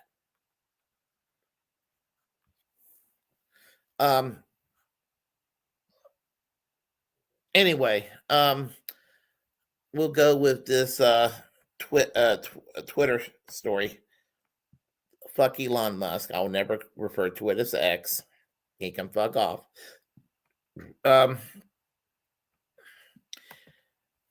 John Kennedy, not President John F. Kennedy, that was assassinated in 1963 in Dallas, Texas, but U.S. Senator John Kennedy of Louisiana, a Republican senator, and I put this today on Twitter, and I'll tell you what the exchange is about. So I forward this his tweet.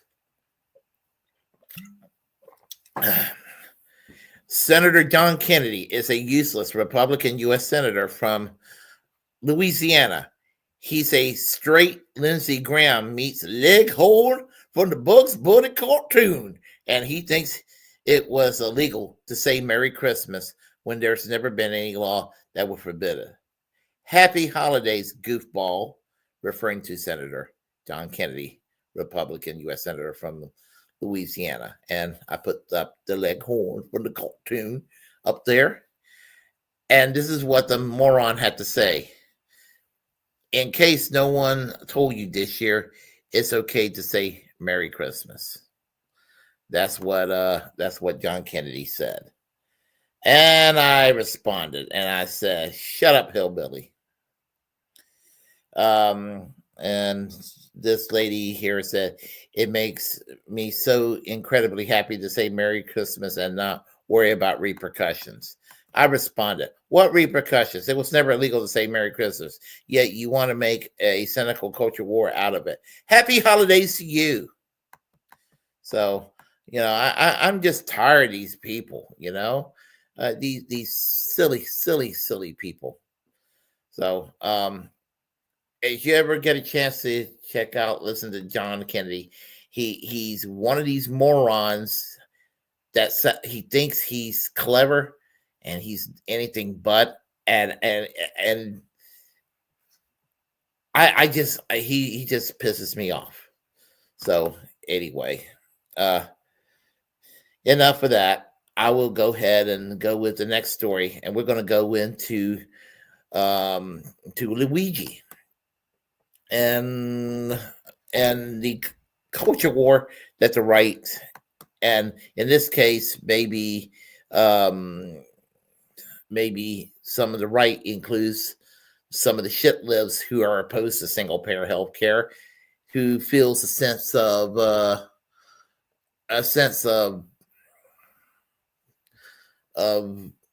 empathy with the late Brian Thompson that was murdered a few short weeks ago. And this is from Onion Nuggets. And that's the Amazing Atheist, and that's his brother, Scotty, and Paul is in this video, Paul. And they're going to be discussing Mike Smirconish simps for CEO Brian Thompson and cries for memorial. Can you believe that? So here we go. One of the worst takes I've ever heard in my life about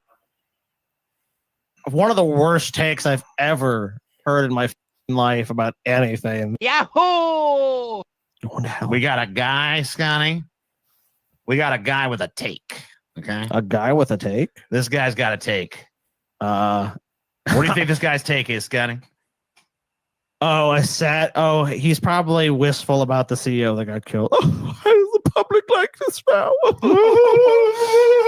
When he should really just look in the mirror and see just everything that he represents of humanity has just failed. Like, look, I have no problem with people being bald. You don't pull it off. Get a toupee. Those glasses don't work. Your face looks crooked. That suit doesn't fit you. Like, I don't know. This guy just gives me like, you know what kind of vibe he gives me? High school principal or administrator vibe. That's what he totally gives me, dude. Just someone that pretends like they give a shit about you, but deep at the core of their soul just hates you and wants you to die and suffer. Let's see if you're right. I slowed my gait as I passed a side entrance to the Hilton Hotel. Well, I slowed my gait as I passed a side entrance. I was f***ing right. Realize I was f***ing right. What do you take from that, Scott? Why do you say you're right just from based on that? What? I passed the Hilton Hotel. Realizing that this was the same day, in the same early morning hour, in the precise location where 1 week prior, a 50-year-old father of two was assassinated. But something was missing. Any sign whatsoever of the tragedy that occurred right here. That's true. We should all go there and take a big shit on that sidewalk to commemorate the dead CEO. Oh, you want a monument? You know what? It's kind of interesting to talk about New York City. Just go to Wall Street. That's a monument to his greed. You want a monument for him? There it is. And guess what? The cogs in the machine don't give a shit, even if you're at the head of it. That's the beautiful thing about the machine of cap. Oh, it's real sad he's gone. Who's getting that position next? Who's going to make that money next? Oh, he's dead? Well, guess what? Clean the blood up off the sidewalk. Pay someone to do that, and business as usual. No one gives not Miss Prager. Tall Bart reference. I love Tall Bart, dude. Yeah. That channel's funny as fuck. The fuck out of Which here has with this captivated shit. the nation. We've all seen the crime scene Mhm. that's been shown many times in the media. There it is. Okay. But a week later, here's what was left. A lone piece of NYPD crime tape affixed to a barrier. No memorial of the kind that often appears spontaneously after a similar tragedy. Why do you when think John that is? Use your brain. Yeah, you know what, dude? There should be a memorial. Yeah, you know what, dude? If someone tragically died there, like, you know what? A little kid was going down the road and some crazy asshole killed them. You know what? You're right. There'd be a massive, they'd have to have a barricade to keep all the flowers and all the teddy bears and all the mementos for that child. A healthcare CEO denied thousands of people life and destroyed families. He doesn't deserve a monument. And you wonder why one hasn't sprung up? And you have the answer, bitch. He's a piece of shit and no one cares about him. They cared about the money he made them. You know what they cared about? They wanted someone that has no humanity and doesn't go about denying people. That's what the job qualification was. Are you a soulless piece of shit that only cares about money? Yes, you're hired. And you're wondering why? Where's the outpouring of grief? There is none. There is none. There's celebration. There's jubilation. You know what? You want a monument? Let's go dance on his corpse, bitch. No one gives a about him. Even the people that supposedly deeply care. They don't give a No one's about him stopping either. your bald ass from going and Why throwing don't a you put bouquet down there. What's stopping you, buddy? Nothing. In New York City in 1980, or when 32-year-old Heather Heyer was run down in Charlottesville, Virginia. Because people found that to be tragic. You're perfect. Yeah, he's George Floyd now. George fucking Floyd now. Yeah, people who died tragically and captivated public attention. Oh no! Oh God! Why? Look at his monument. I can breathe now. Oh me, Jesus Christ! Why the? Oh my God! Kill this! Why will people go lay flowers at the horrible healthcare CEOs? He's Martin Luther King. Yeah, what's next? MLK. They might as well. Look at here's a makeshift memorial with CEO lives matter at the hotel where Martin Luther King Jr. was shot. God. Oh. Yeah. Oh, how tragic. Are you shitting John me, bro? Lennon. Oh, look at John Lennon. Oh, look how sad it is. In John Lennon was Minneapolis. killed. The spot in Kenosha, Wisconsin, where Joseph Rosenbaum and Anthony Huber were shot and killed by Kyle Rittenhouse. Crowds People found that grieved to be the tragic. loss of Helena Hutchins, the cinematographer who was fatally shot on the set of Yeah, the film she was murdered Rust. by Alec Baldwin. The University Yes. of Georgia held a vigil for Laken Riley, a nursing student who was killed by a migrant near. Let me explain something to you. The reason all those people's deaths were like actually mourned is because they didn't like murder people by the thousands. I don't know. It might be There was a shared humanity because see the people standing here, they're thinking, wow, that could have been me. That could have been someone I know. I don't want people in my community to be killed. They were actual normal people living normal lives. And most of those lives did not involve crushing the soul of humanity and fucking destroying people's lives by denying people health care. If you go search stories about United Healthcare, it's how I was denied healthcare, how my dad is now dead because his company wouldn't cover their health insurance. Their health insurance would not cover the treatment they needed. Do you expect those people to go out in the streets and say, why? Why did the CEO get killed? I'm so sad about it. Was the CEO crying when their mom or dad or family member got killed by their lack of treatment? Was he crying? No, him and his CEO and the other executives were running all the way to the bank on their yachts. Are you kidding me? Dicks out for Thanos, guys.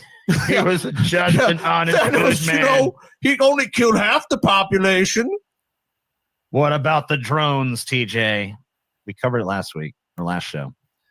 Still can't believe such a brilliant plan. Luigi got caught at a McDonald's. Well, you know, they probably broke surveillance laws and shit just to catch his ass. Yeah, Thanos. Oh, yeah, that's true. Thanos had good intentions. You're right. Campus.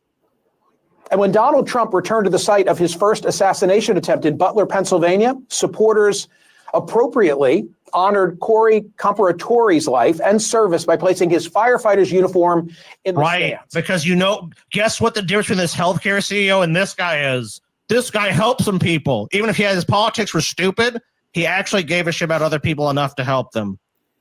When when this healthcare when CEO the never did that. firefighter that saves people dies, he gets a memorial. But when the healthcare CEO that murders people for money dies, people aren't. It's not murder because it's diffused through corporate bullshit. Oh, when they're denied the treatment that they may or may not need, TJ, they die. Oh.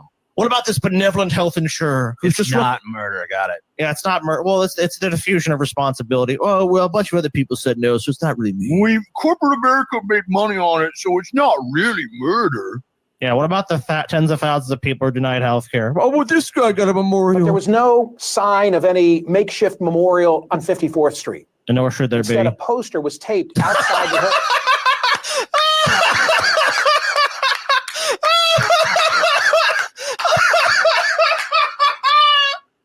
Yep. I prefer this, dude. I prefer this any day.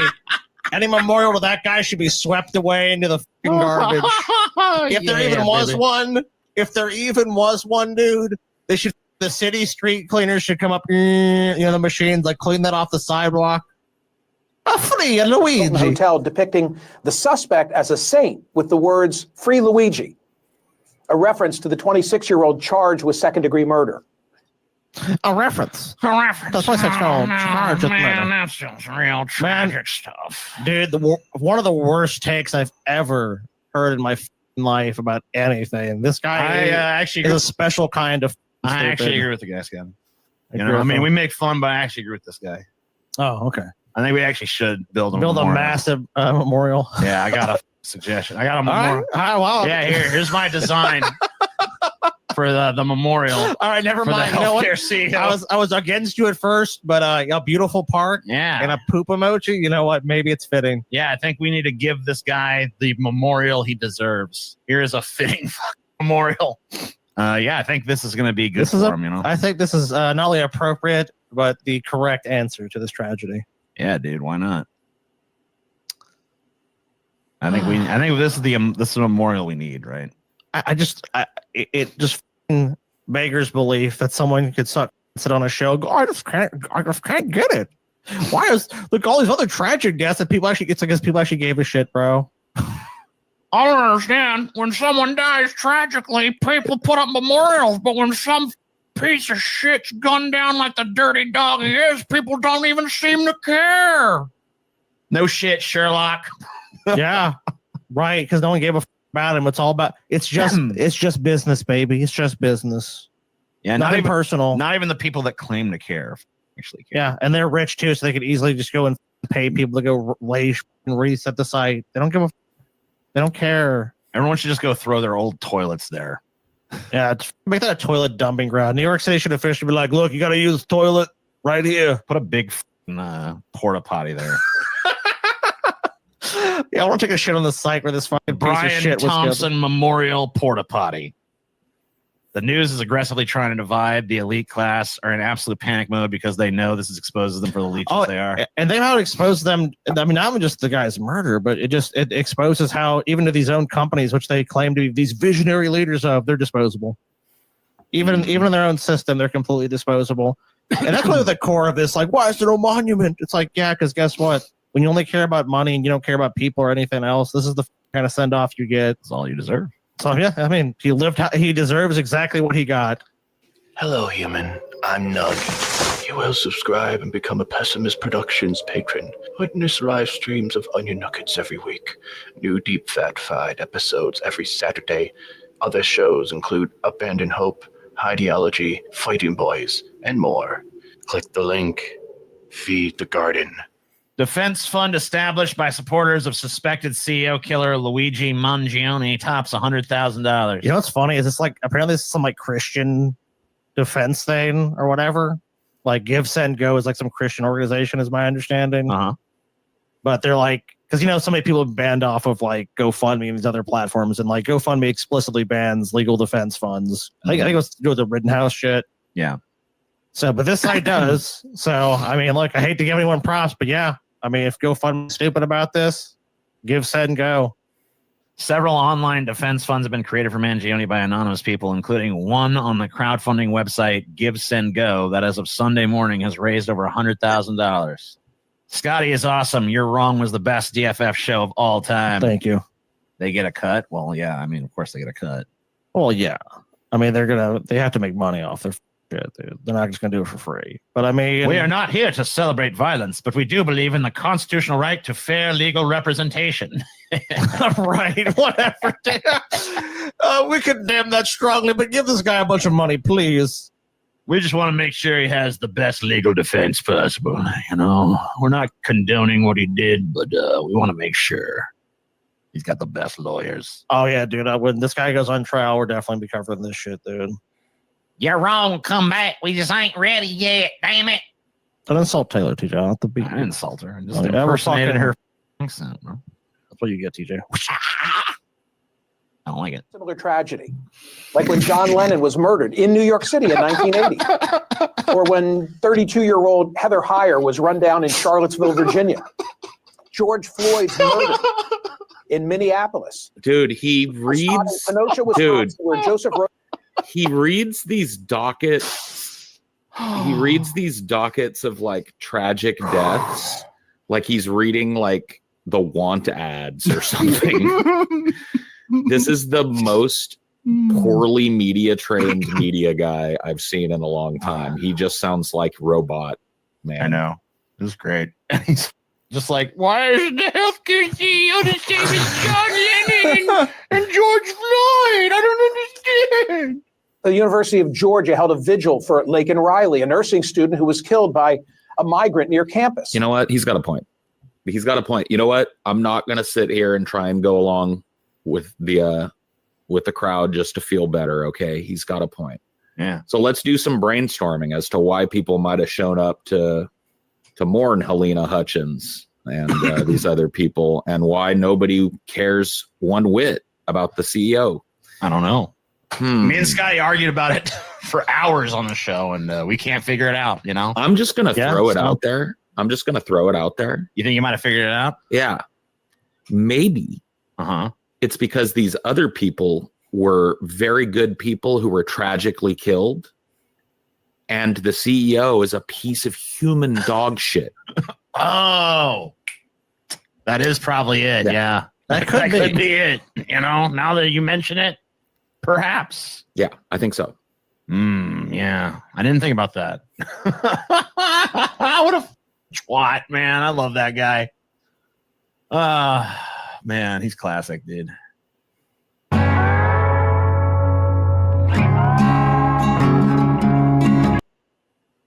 Well, yeah, that's basically it. There are people out there that find Brian Thompson to be a victim, when the victims are basically the 68,000 people that died each year due to either not having health insurance at all, or having health insurance that denies them the care they need, even though they pay high premiums for it. And, you know, I don't get it when I hear some people say, I don't want to get rid of my private health insurance. You should want to get rid of it and have it, at a minimum, a single payer system. And honestly, a single payer system, Medicare for all system, I do favor generally. I did a show the other day. She was in the chat line, Laura Dell. And we did a show on call All I Want for Christmas, a single payer Medicare for all. And I do want that. It's one of my most important issues. But I would say that probably even more than Medicare for all, I would favor a fully socialized medical system like they have. Well, I say this. I say this to the two sections of my audience: those who are traditionally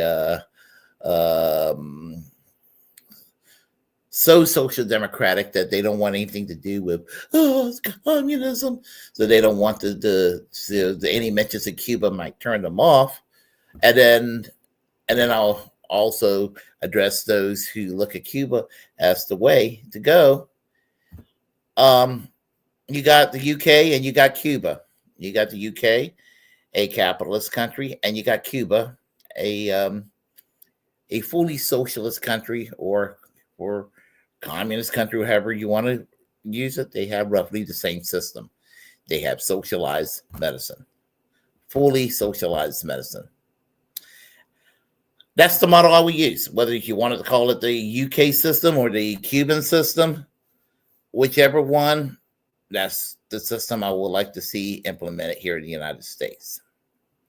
And that is the only way we're going to get out of our healthcare mess. But Medicare for all is a good solid step on our way there. So there is that. I have one more video to show, but I'll share a tweet or two prior to that. So we'll start here with let's see. Yeah, we'll start with this one.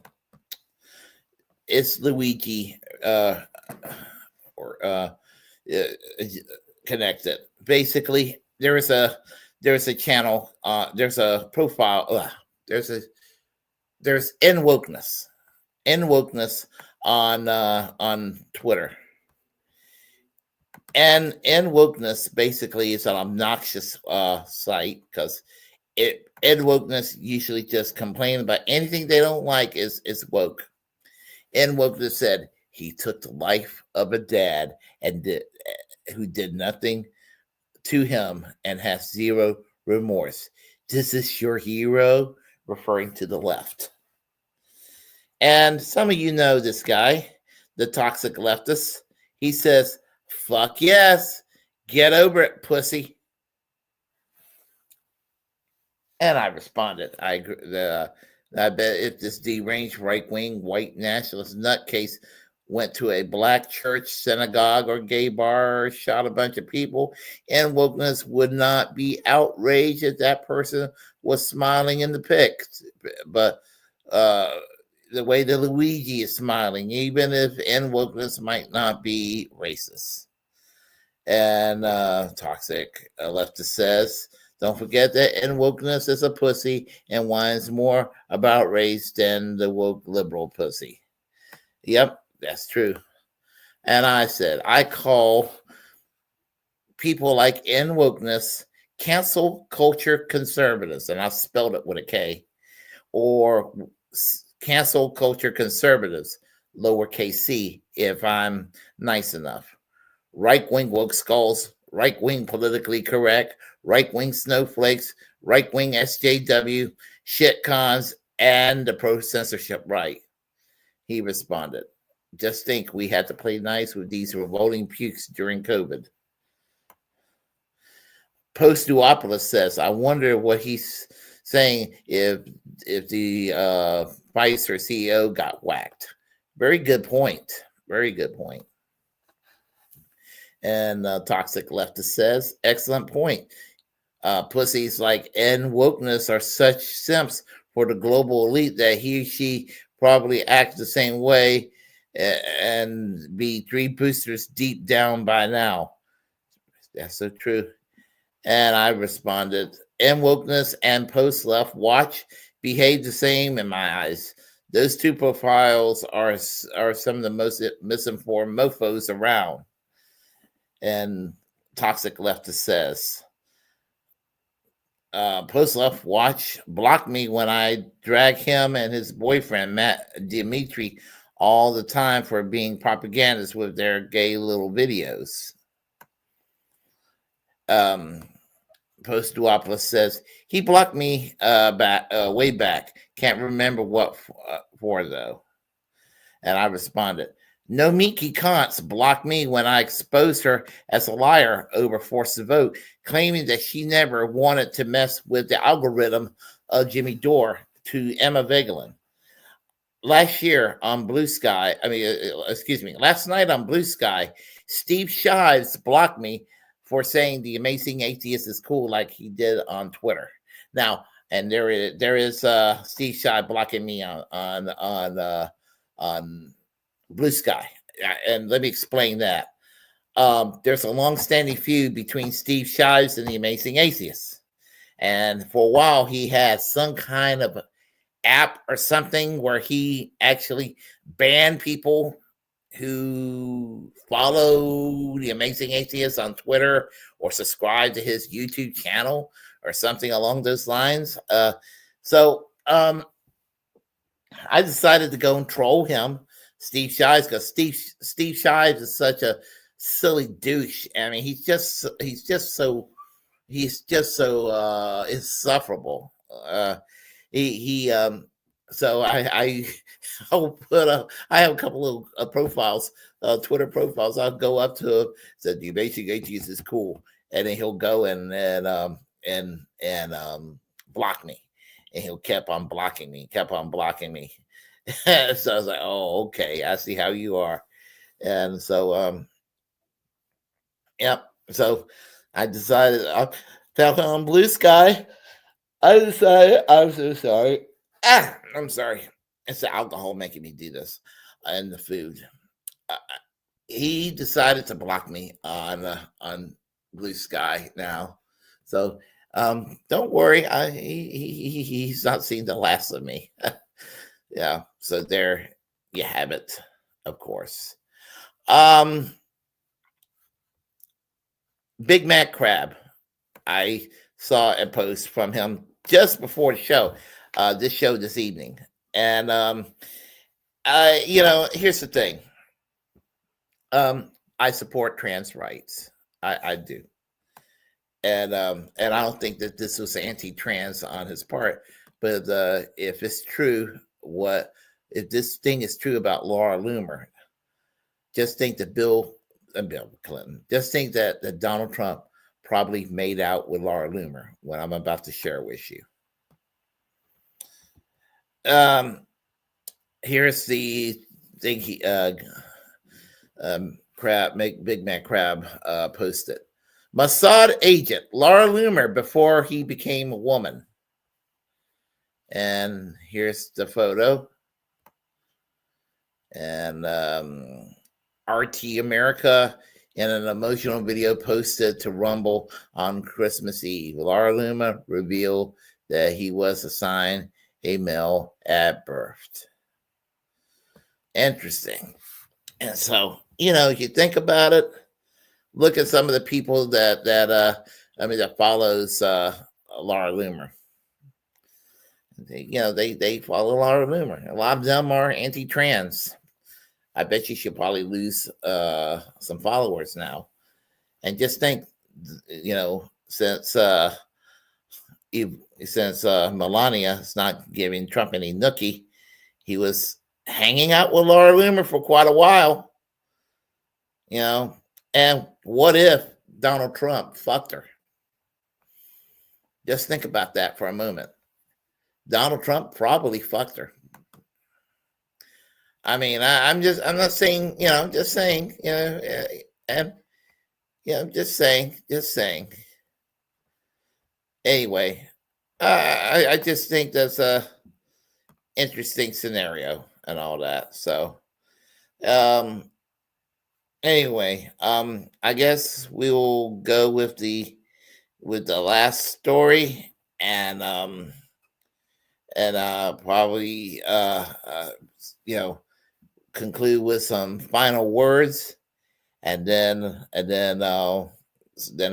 I'll sign off and all that good stuff. So Nancy Pelosi is up to some dirty tricks. So let's see.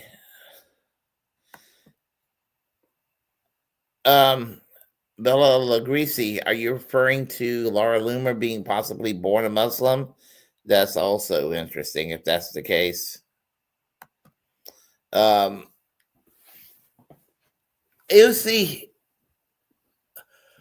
Wahab We have I'm so sorry, I'm tired. We have pretty bad opinion of AOC. She's earned that bad opinion from pretty much all of us. And anyway, but while she's earned it, oh, it's just a joke. Yeah, okay. While she's earned that bad opinion, Nancy Pelosi's far worse. So do this and let's have a discussion about it. Massacre. We never talk about Hold on. how they. Whoops. All right, let's move on. We got AOC versus Nancy Pelosi. Oh yeah, some more drama today. Tales from the crypt. Yep, the old crypt keeper is at it again. Pelosi will not let that gesture of insubordination that AOC arrived with, she won't let it go. She protested in her office. She's never going to forgive that. This is the thing with selling out to the party establishment. They'll never forgive you. You have to have been their creature from the beginning. Even having your head on a spike is not enough. Look at Elizabeth Warren. They never gave her anything. They gave her nothing for shivving Bernie, for helping to ensure that there's no way he could become the nominee. She was this. We always talk about Obama and the Monday Night Massacre. We never talk about how they kept Warren in as the second prong of that plan. Yes, they didn't give her shit. They didn't give her shit. They gave her nothing. So Pelosi once again cock-blocked AOC from getting a position, not for the first time. Now, the New Republic article here, it's a little op-edy, but it gets into the money involved in a way no other article did. Fresh off hip replacement surgery, Nancy Pelosi, 84, secured another victory. House Democrats on Tuesday afternoon decided that 74-year-old Jerry Connolly, who announced his throat cancer diagnosis in November, I think that's wrong. I think it's esophageal cancer, which is worse. Yeah. Because my best friend died of that. And so I know a fair amount about it. That is almost certainly a death sentence. Throat cancer is usually survivable. Esophageal cancer almost never is. And it's very fast. He will serve as ranking member on the House Oversight Committee, besting 35-year-old Alexandria Ocasio-Cortez in a closed-door caucus vote. Quote, Jerry's a young 74, cancer notwithstanding. You cannot make that up, said Virginia Democrat Don Baer, a Connolly ally. I wonder how old that guy is. Aside from the cancer and being a septuagenarian, he's spry as a spring chicken. Pelosi had opposed the 35-year-old's run for the role, quote, approaching colleagues, urging them to back Connolly over Ocasio-Cortez, Axios reported last week. Connolly will join fellow septuagenarians in top committee spots next year.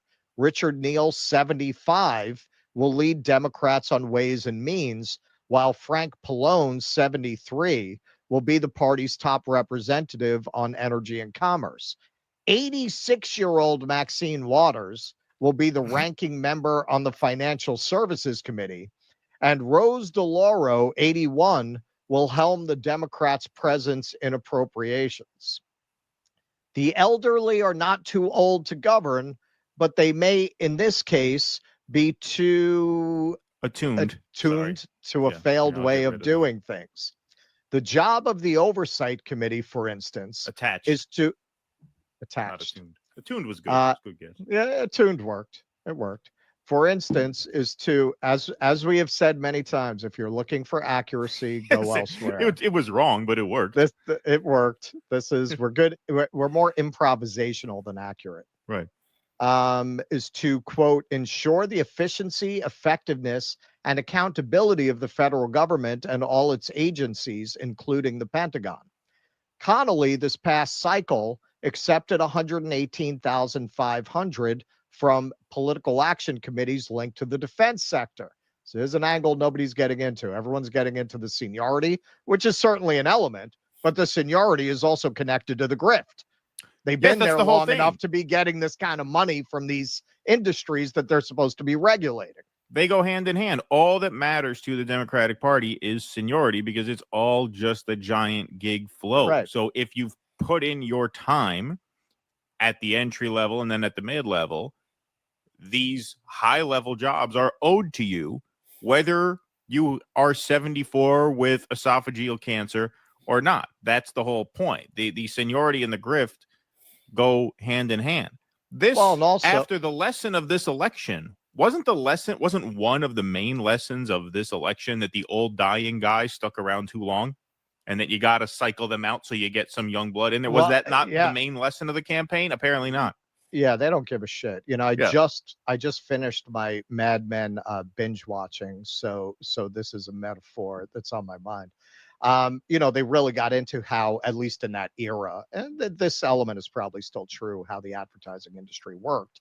And if you were an account person, it was your job to handle Revlon, to handle Coca-Cola.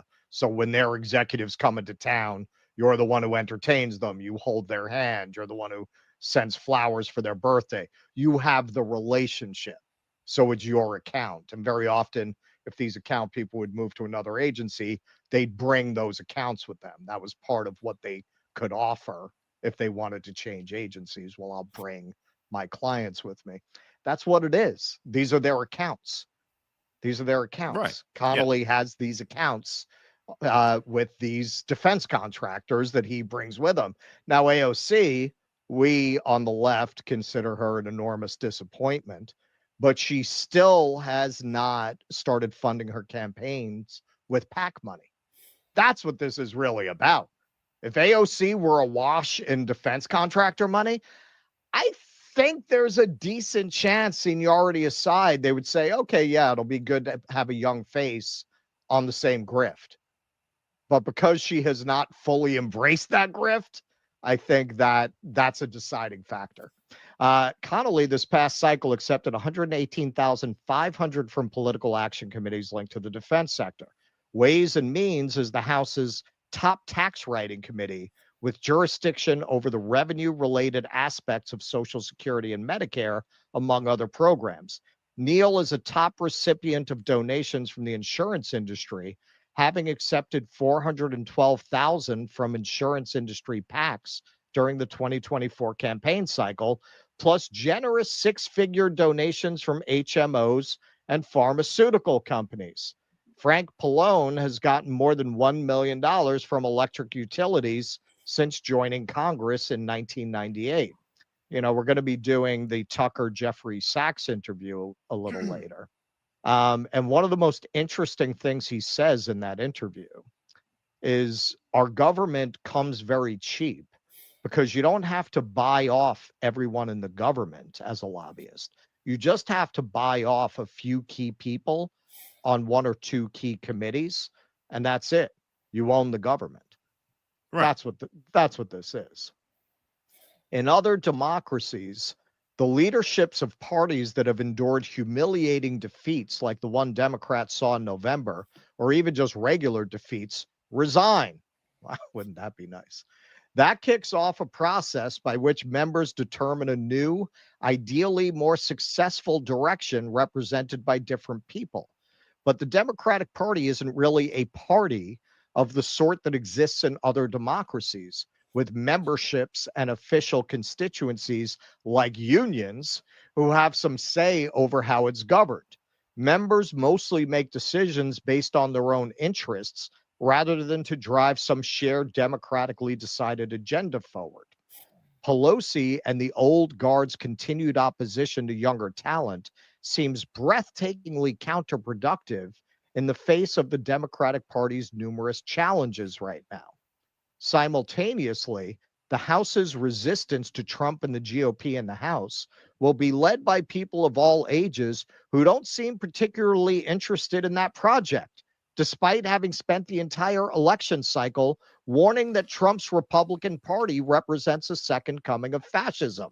If incoming House Minority Leader Hakeem Jeffries really believes that, then why is he advertising his willingness to work with the GOP? Why are so many other Democrats, for that matter, trying to make nice with Trump acolyte Elon Musk? Because they know where their bread is buttered. They see which way the wind is blowing. And yes, they never meant any of that. Trump is a threat to democracy. They showed that the first time. They voted to expand Trump's spying powers at the same exact time that they were claiming he was a Russian agent. A Russian agent, yeah, exactly. They never believed any of it. It's all part of the grift. But the Groundhog Day of it all adds a special layer of dread. Once again, Pelosi and AOC are fighting a proxy battle over the future of the Democratic Party.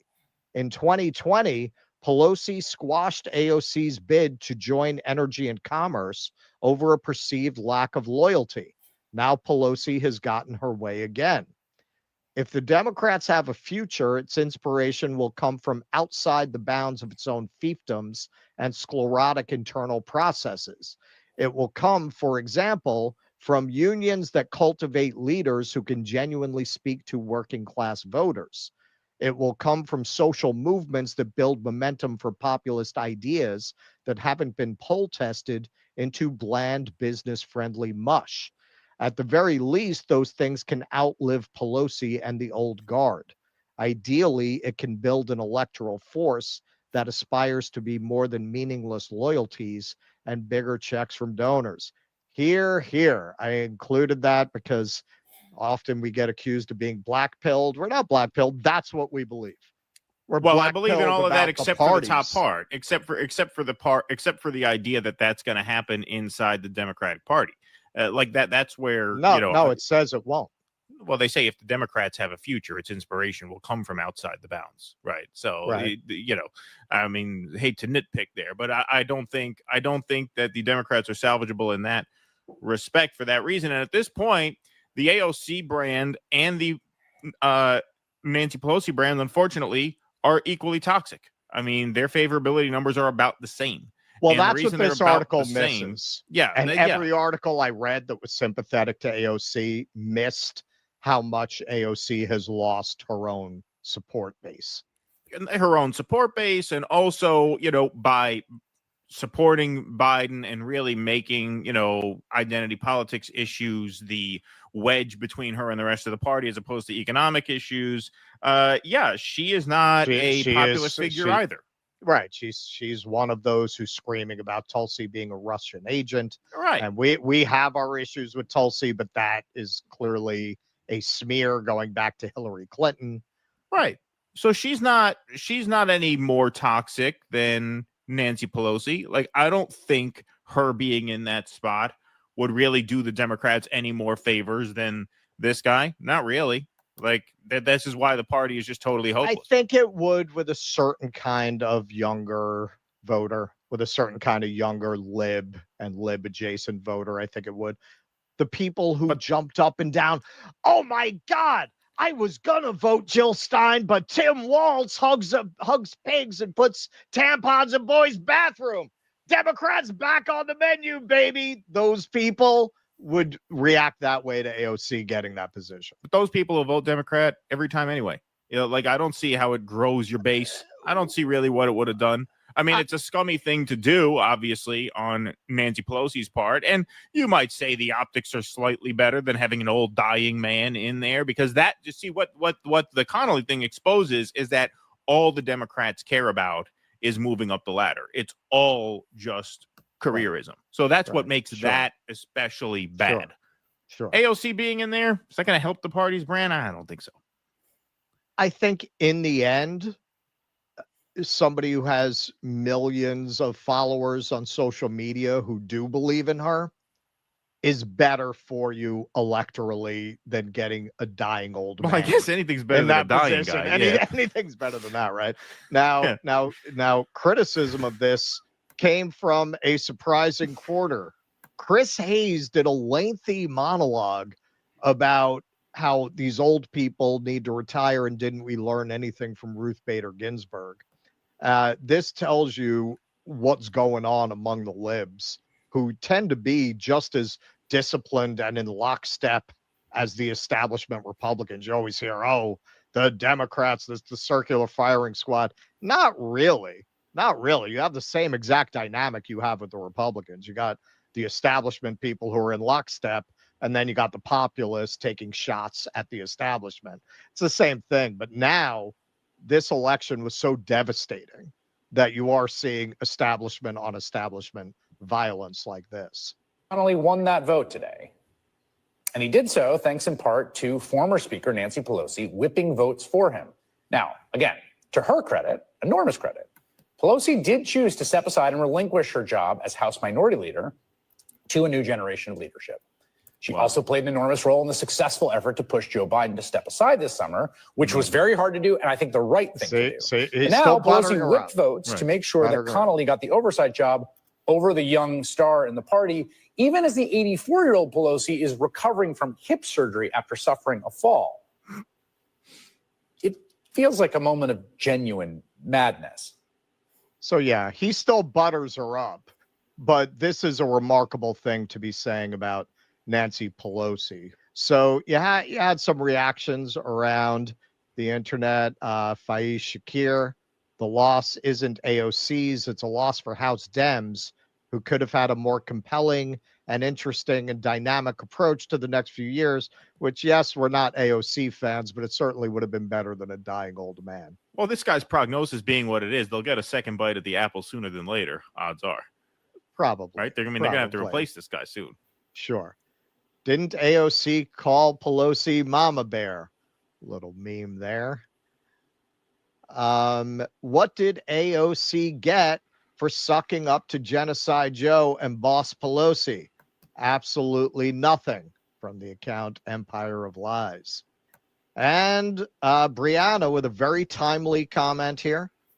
Right on time with this one. Yep. Following AOC's loss, will any of the inside strategy leftists acknowledge they were wrong all these years and that I and the force the vote adversarial left were right?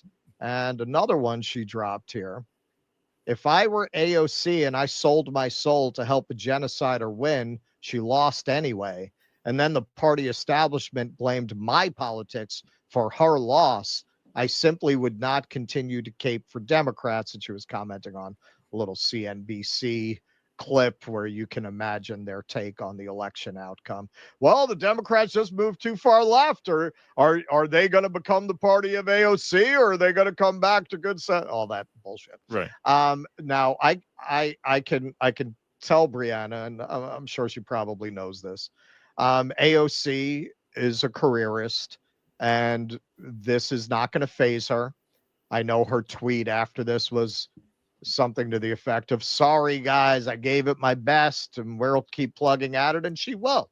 And in the end, yeah, she probably will eventually succeed because the Pelosi's are going to die. Right. She does have a big social media following, and she's the best they've got. She's bent the knee enough that they can feel assured that she's their creature, apparently as part of her lobbying for this position in their closed door audition. She promised not to primary any more Democrats. Yep. So she's going to continue to bend to their will. And yes, eventually she will be elevated within the party, I think. I don't think she's out of the running forever like Warren is. They're like, yeah, she's old anyway. Yeah. I mean, when AOC is 74 and dying of cancer, they'll throw her a bone. They'll give her a committee position. Yes. Exactly. Yes. Just got to stick it out. Got to stick it out. And she Don't will. get discouraged. She will. She'll be there. Yep. Well, that's the thing. I mean, that's the thing about being a celebrity candidate is it becomes very difficult. Like, when will AOC ever lose a primary or lose that district? Like, she'll be in Congress as long as she wants to. The only time she'll leave is if she aspires to higher office and has to give the seat up. Right. Other than that, she's pretty much set for life there. Please clap. Yeah, AOC. Think about AOC. She's kind of useless.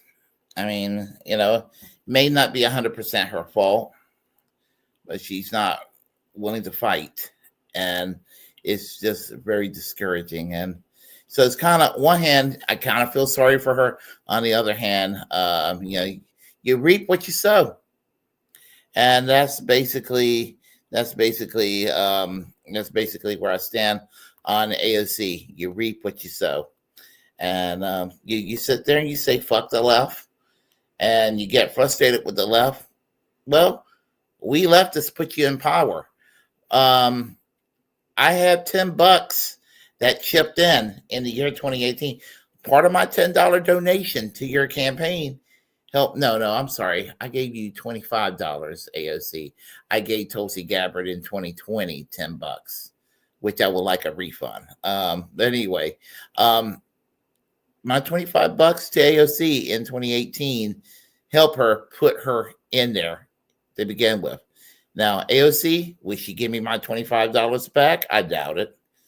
Just as I would, and I don't think that Bernie Sanders would give me the close to, I'm trying to think, several $1,000s since 1990. I've given over time to him. So I'll never donate to Bernie Sanders again. I promise you that. So here's the thing. She let us down. And,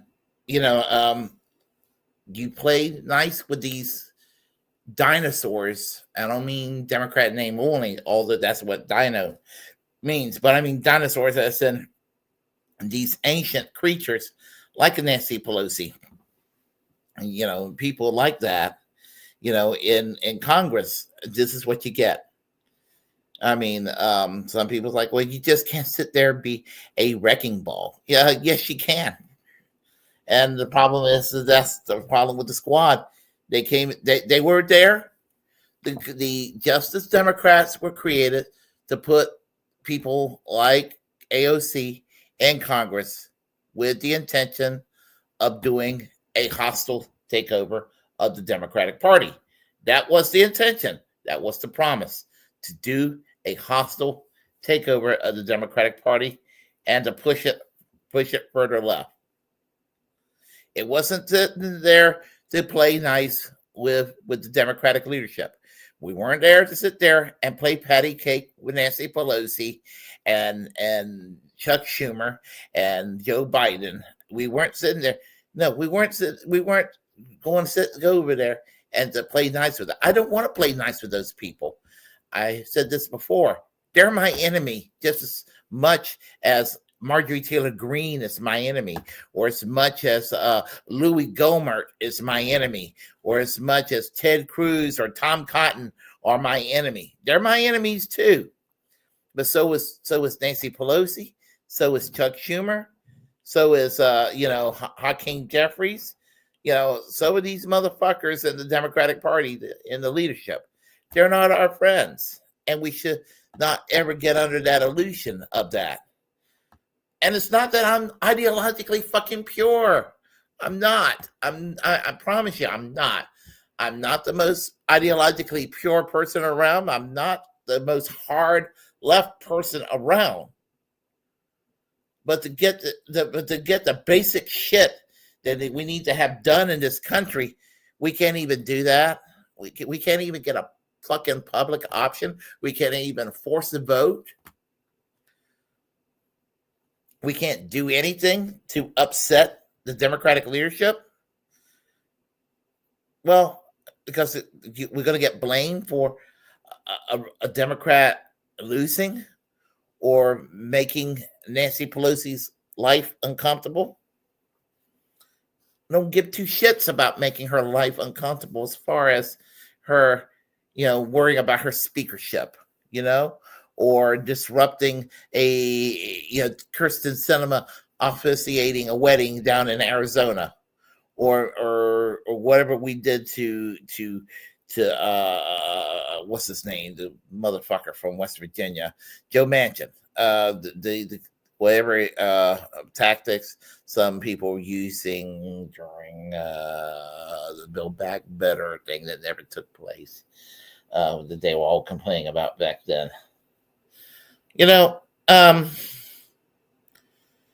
Making people's lives uncomfortable annoying the shit out of these people, I never had a problem with that because, that's, it's a cliche, but when you punch up, you're punching. I don't mean violently or anything. I'm against violence, but when you're sitting there work looking out for the working class, you don't want to sit there and be friends with those on the top. You want to go and do something about this fucking capitalist system that impose harm on the people. So there you have it. I will share one more tweet that I I made a meme, and before we go into the meme, I'll go ahead and this is a musical group called Deaf in June. They're from England. Forgot what town in England. They're still around. They've been around since 1981, and they unlike a lot of quote unquote white power skinhead bands, this group they tend to be a little more musical. And when asked about their politics, they tend to be ambiguous in their responses. So we don't know what if Deaf in June, if they really do espouse neo-Nazi bullshit or not. We don't know these things, or if it's just a grift or a shock treatment, because they'll dress up in with fascist gear and and fascist imagery and sing songs with a fascist kind of theme to it, but they will do it in a way that it leaves you wondering. And I will play some of their music in here. However, in doing so, there'll be a copyright strike potentially. So unfortunately, I can't play any Deaf in June. I would just say that their music, it doesn't sound bad. I just don't like I don't like their politics if they're sincere, and damn, if it's just a grift, it's really, really just fucked up. But suffice to say, I made a meme of the most evil elected head of state in the Western world by the name of Benjamin Netanyahu. And apparently, there he is wearing I said right here, Benjamin Netanyahu sporting his new Deaf in June t-shirt. And you can see there he is wearing his Deaf in June t-shirt. You can see the Deaf in June logo.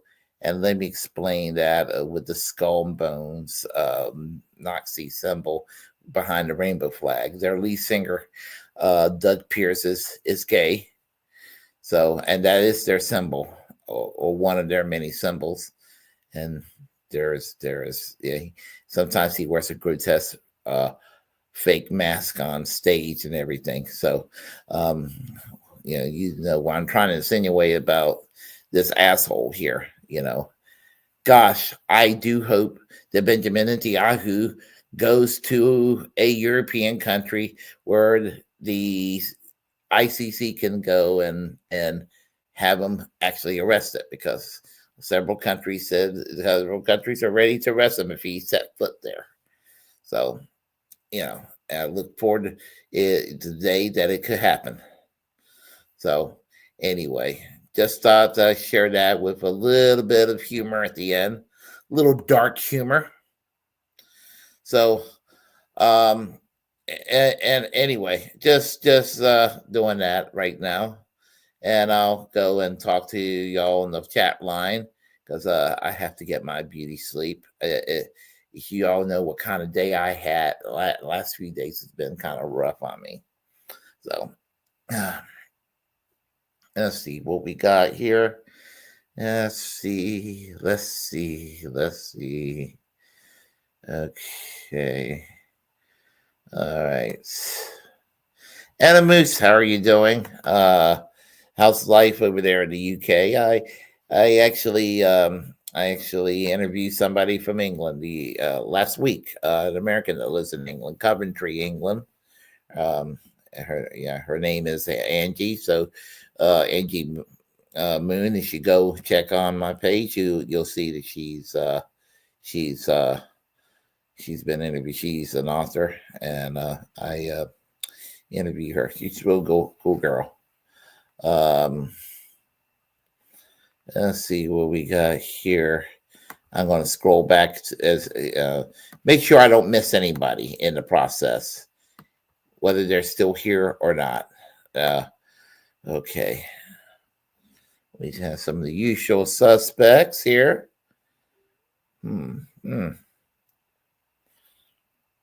Okay. All right. Looking through here. All right. It's good to see that everybody's here. Okay.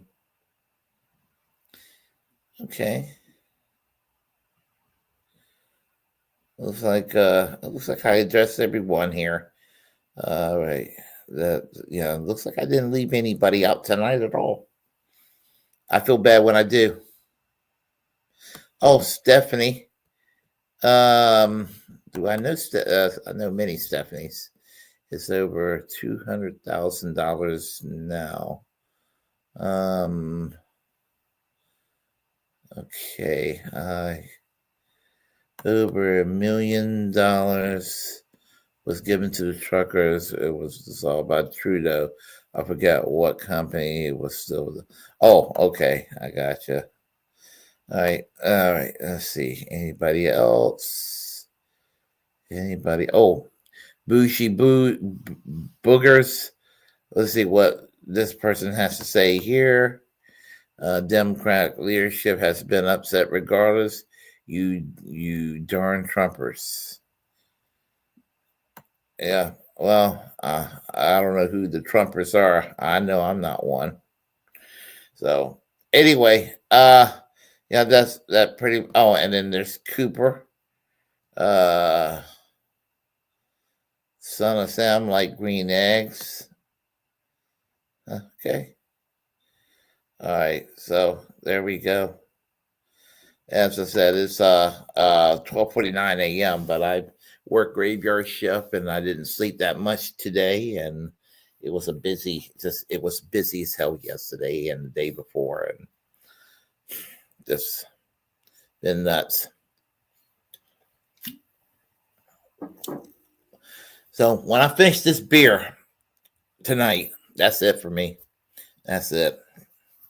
So anyway, I will probably do a video tomorrow. I'm not 100% sure. So make sure to subscribe to the Willy Bragg show here.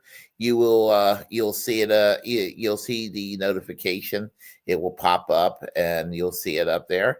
And if I do, it'll be a little early. I don't know how early. I will probably about 6ish, maybe. I'm not sure. I'll have to decide. And let's see what else is going on. I have a video set up for Friday. My usual video at 8:00.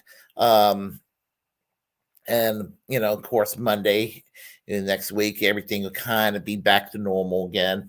The only difference next week, there won't be a Bragglands on Tuesday. I'm actually going to kind of chill out. I'm not sure I'm going to go out or not, or I'm going to just stay here for the New Year's, or what? Well, I am going to go out a little bit for a while, and I know in the evenings. I don't know if I'm going to stay the whole evening or come back here, what have you, but I don't plan to do any videos on Tuesday night. But Bragglands will be here on Wednesday, so there will be a Wednesday Bragglands. It'll be on from 7 till 9, and we'll kind of get back to normal. And I may tease y'all with an additional video during that week. We'll see what happens. So there is that as well. And anyway, I will wish you all once again a very Merry Christmas, a very happy holidays, a very wonderful New Year. You know,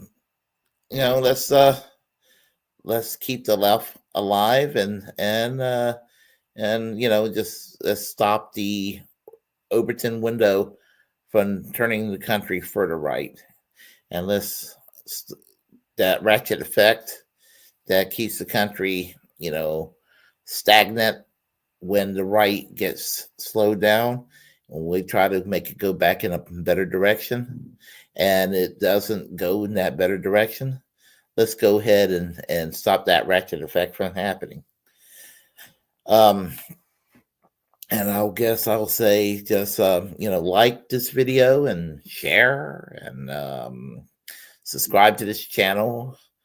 As the First Amendment absolutist, it's my duty to inform you to create your own platform too. And because we're all the muckrakers of our time.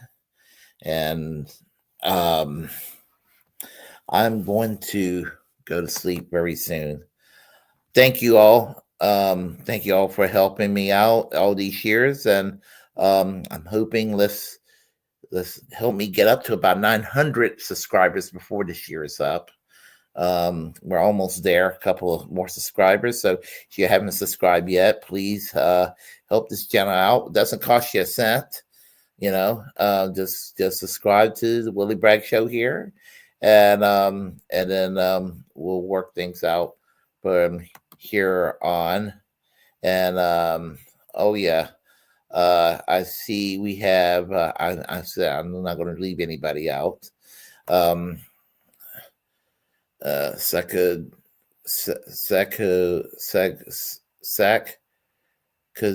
Odo, Merry Christmas. I'm a little slosh right now. So anyway, and tired on top of that. Y'all have a great day, great night. Y'all take care.